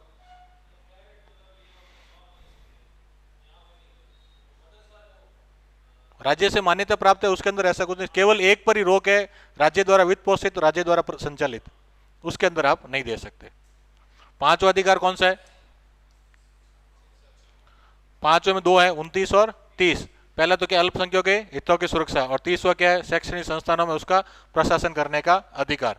तो पहला अधिकार तो सभी धर्मों को, अल्पसंख्यक और बहुसंख्यक दोनों के लिए है, और दूसरा क्या है, केवल अल्पसंख्यकों के लिए, जिसमें कोई आप भाषा और धर्म दोनों के अल्पसंख्यक है तो उसके आधार पर जो अपना खोल सकते हो। ये तो हितों की सुरक्षा और ये शैक्षणिक संस्थान।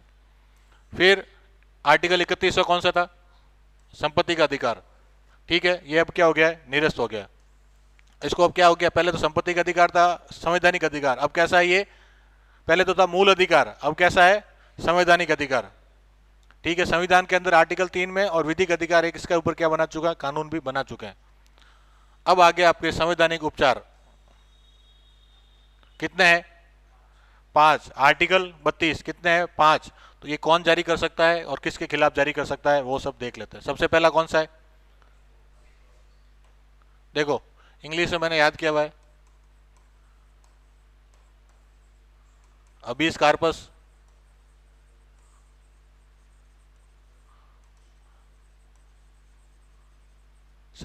Probation, certiorari and quo warranto. ये तो हो गया बंदी प्रत्यक्षीकरण। मैंडामस हो गया परमादेश, ये हो गया प्रतिषेध, फिर हो गया उत्प्रेषण, और फिर लास्ट के अंदर हो गया अधिकार प्रेक्षय, ठीक है। तो अबीस कॉर्पस का मतलब क्या है, सीधा का सीधा है कि इसको क्यों गिरफ्तार कर रखा भाई, इसको बंदी क्यों बना रखा है। बंदी प्रत्यक्षण का मतलब सरकार एक आदेश, कोर्ट आदेश दे सकता है आपको, अगर यदि मैं ताला लगा कर चला जाऊं, आप क्या कर सकते हो कि इतने दिन से हो गया, हमें क्या कर रखा है, किडनैप कर रखा है। तो सरकार सीधा क्या करेगी, सीधा कोर्ट आदेश देगी कि इसको फटाफट से छोड़ो। तो किसके खिलाफ हो सकता है, कोई भी सार्वजनिक प्राधिकरण का मतलब फिर से सोचना बताना, प्राधिकरण अथॉरिटी का मतलब एडमिनिस्ट्रेशन, ट्रिब्यूनल का मतलब जुडिशियल, ट्रिब्यूनल का मतलब जुडिशियल, और दूसरा क्या हो गया आपके निजी प्राधिकरण, मतलब आपके प्राइवेट अथॉरिटी, ठीक है, अपवाद क्या क्या इसमें? वैध हिरासत, किसी को लीगली अरेस्ट कर रखा है, न्यायालय की अवमानना कर रखी है, संसद की अवमानना कर रखी है, न्यायालय के द्वारा आदेश दिया गया है, या फिर न्यायालय के अधिकार क्षेत्र से बाहर है। किसी एमपी में किसी व्यक्ति को गिरफ्तार कर रखा, राजस्थान हाईकोर्ट उसके अंदर आदेश नहीं दे सकता। तो ये नॉर्मल से अपवाद है, कोई बहुत बड़ा अपवाद नहीं। बाकी हर किसी के खिलाफ क्या हो सकती है? बंदी प्रत्यक्षीकरण की याचिका। मतलब अगर यदि लीगली गिरफ्तार कर रखा तो वैसे ही नहीं दे सकता, कोर्ट की कंटेम्प्ट कर रखी, अवमानना कर रखी, तो कोर्ट वैसे भी नहीं दे सकता, और कोर्ट के अधिकार क्षेत्र से बाहर है तो भी इसको नहीं दे सकता। फिर आ गया है परमादेश। परमादेश जारी किया जाएगा सार्वजनिक निकायों के सरकारी ऑफिसों में। ठीक है, आप जाए किसी ऑफिस में जाकर के कहा कि भाई ये काम मेरा क्यों नहीं हो रहा है, या फिर किसी अधिकारी ने मना कर दिया ये काम मैं नहीं करूंगा, तो कोर्ट आदेश देगा कि भाई ये काम करो। ठीक है, तो ये जितने भी सरकारी ऑफिस या फिर आपके ट्रिब्यूनल्स हैं, जो भी न्यायालय, उन सबके खिलाफ क्या कर सकता है? कोर्ट आदेश दे सकता है। तो जितने भी सार्वजनिक निकाय, सार्वजनिक निगम, अधीनस्थ न्यायालय, अधिकरण, ये सारे आ जाते हैं। निकाय और निगम का मतलब तो ऑफिस हो गए, न्यायालय और अधिकरण का मतलब जुडिशियल, मतलब सुप्रीम कोर्ट हाई कोर्ट को दे सकता है और अधीनस्थ न्यायालय को। इसके अंदर किसके खिलाफ नहीं हो सकती? एक तो आपके विधायक के खिलाफ नहीं होगा, निजी व्यक्ति के खिलाफ नहीं होगा, कोई गैर संवैधानिक विभाग है तो नहीं होगा। अगर यदि विवेकाधीन कर्तव्य है, मतलब जैसे कुछ भी काम करना आपका विवेकाधीन है कि भाई ये काम करना है या फिर नहीं करना, ठीक है ना, तो वो क्या होगा कि आप उसके लिए आदेश नहीं दे सकते भाई करना ही करना है। संविधात्मक दायित्व, मतलब आपने कोई कॉन्ट्रैक्ट साइन कर रखा है कि भाई ये काम मुझे करना है, ये काम नहीं करना है। फिर राष्ट्रपति, राज्यपाल, उच्च न्यायालय के मुख्य न्यायाधीश, ये अपने को याद रखने दो। कौन कौन? राष्ट्रपति, राज्यपाल और हाईकोर्ट के चीफ जस्टिस, उनके खिलाफ परमादेश नहीं दिया जा सकता, बाकी सबके खिलाफ परमादेश दे सकते हैं। फिर उत्प्रेषण और प्रतिषेध दोनों एक जैसे ही है। उत्प्रेषण और प्रतिषेध दोनों न्यायालय के खिलाफ ही होते हैं। जैसे कोई भी मामला न्यायालय के अंदर है तो सबसे पहले क्या करेगा? जैसे कोई कोर्ट के अंदर गया तो कोर्ट के अंदर सबसे पहले कोई मामला गया, वो अधिकार क्षेत्र में नहीं है, ठीक है, अधिकार क्षेत्र में नहीं है, तो सीधा कहेगा भाई किस आधार से काम कर रहा है। तो वो प्राइमरी फेज पर तो क्या लगाया जाता है? प्रतिषेध, प्रोबिशन, और उसके बाद में क्या लगाया जाता है? सर्श्योररी। मतलब कोर्ट के अंदर बहुत लंबे समय तक कोई मामला लंबित पड़ा है तो सर्श्योररी के तहत कोर्ट क्या करेगा? अपने पास में बुला लेगा। तो ये दोनों किसके खिलाफ लगे जाते हैं? आपके कोर्ट और उनके प्राधिकरणों के विरुद्ध।